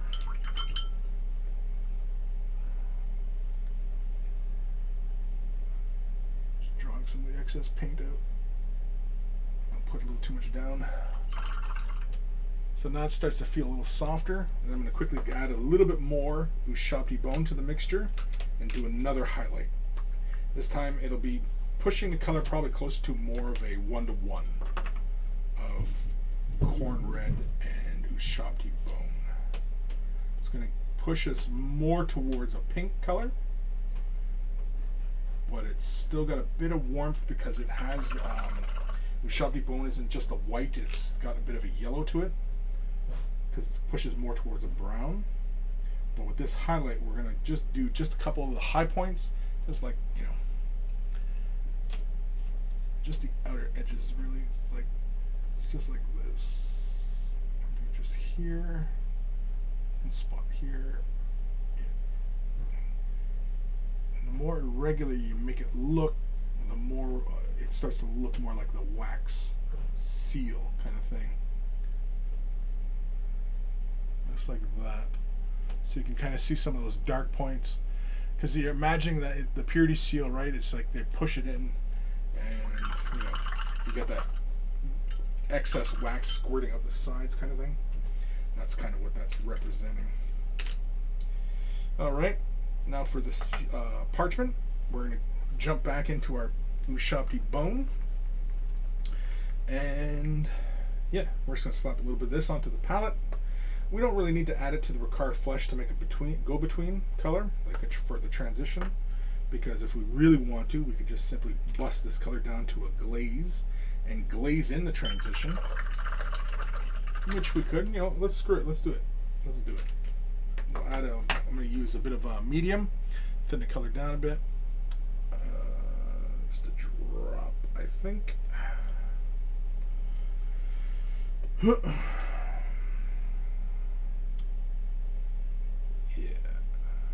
Just to help thin the color down. We're still going to use a bit of water to thin the color down, but I just like to add a bit of medium just so that when we're adding water to the paint, we don't push the paint too far past the point where it retains the surface tension necessary to grab hold of the model surface and provide even coverage. Again, that's just more of a personal preference thing. So we thin the color way down, and we're going to push the color to the high points as well as towards the ends of the parchment. So we're just going to go about, where am I? Right around there. So I'm just going to glaze just like so. I don't even know if you guys can see this difference in color. Because we're working with it in a glazed out fashion,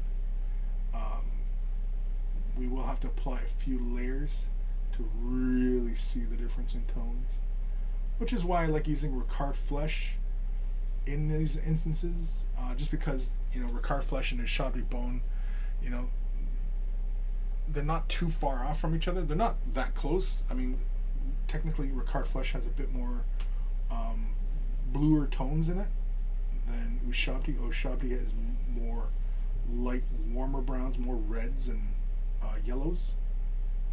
But yeah, which is why Ricard flesh makes such a good light skin tone, because it's got that slight bluing in it. Give that a second to dry, and then we'll do another layer.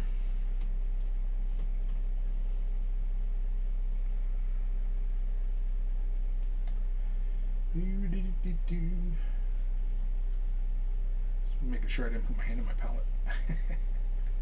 Get paint all over myself. That's a little too much paint. There we go. Push that along there. So I'm just going for just the high points, trying to leave some of these shadowy areas alone. Trying to just build the color up ever so slightly. Catch this outer edge right there. Right there. Do the inside here. Hold on.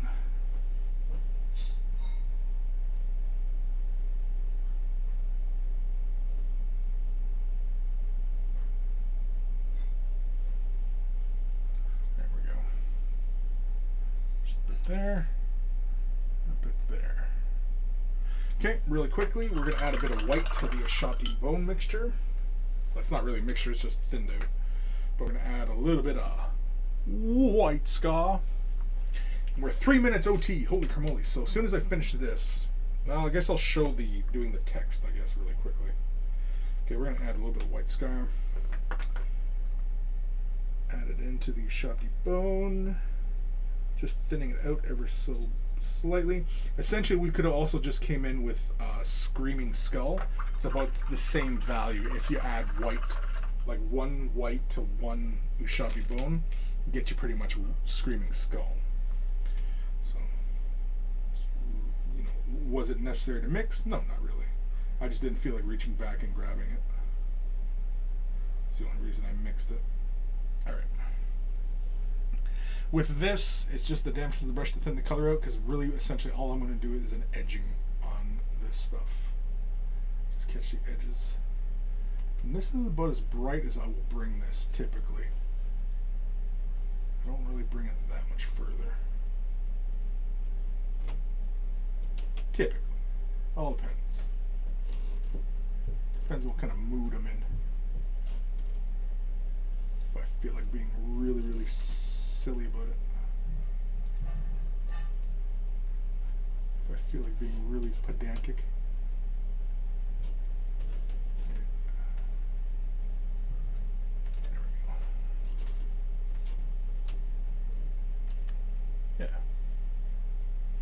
Just like that. Alright, we gotta do the other side.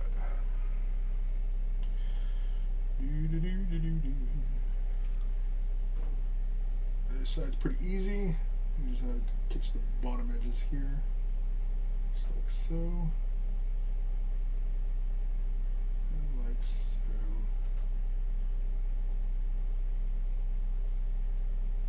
Just like that.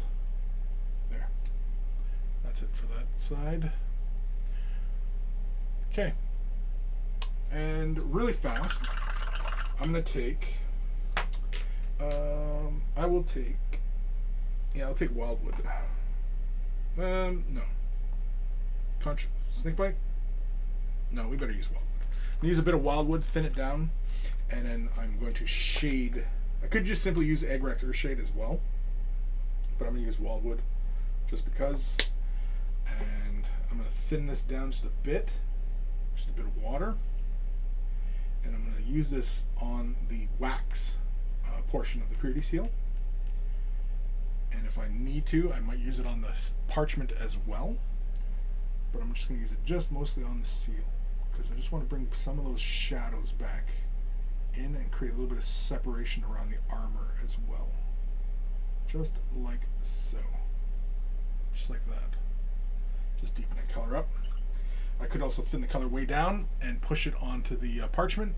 But I kind of like how the brightness of the parchment is at the moment. For now. Yeah, pretty much. I'm okay with that. But yeah, for the purity seal, I just knock it down a bit. Again, so it doesn't feel too conflicting with the rest of the reds, or even the same value of red. I mean, who knows what the red on the Black Templars is supposed to represent? It's not just a pretty color, right? All right.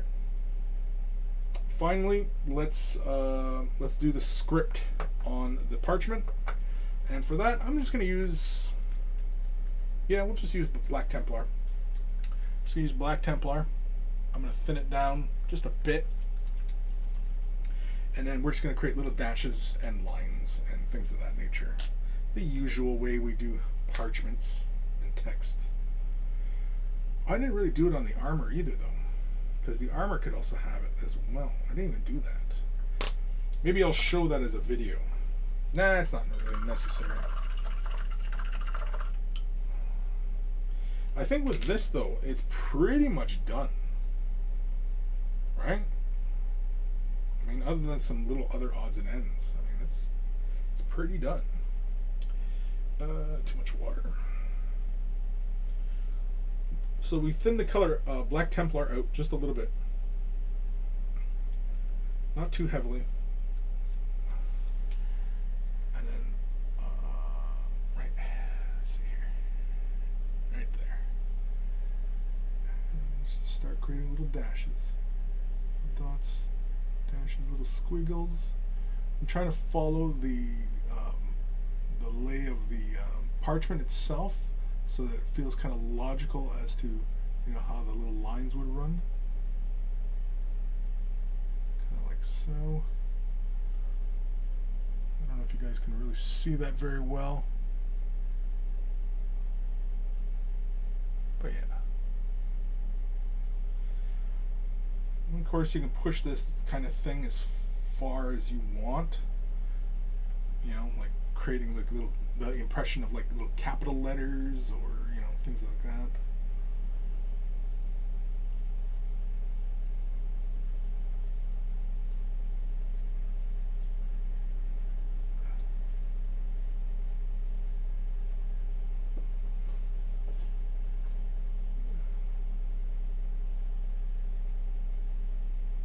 Yeah, there we go.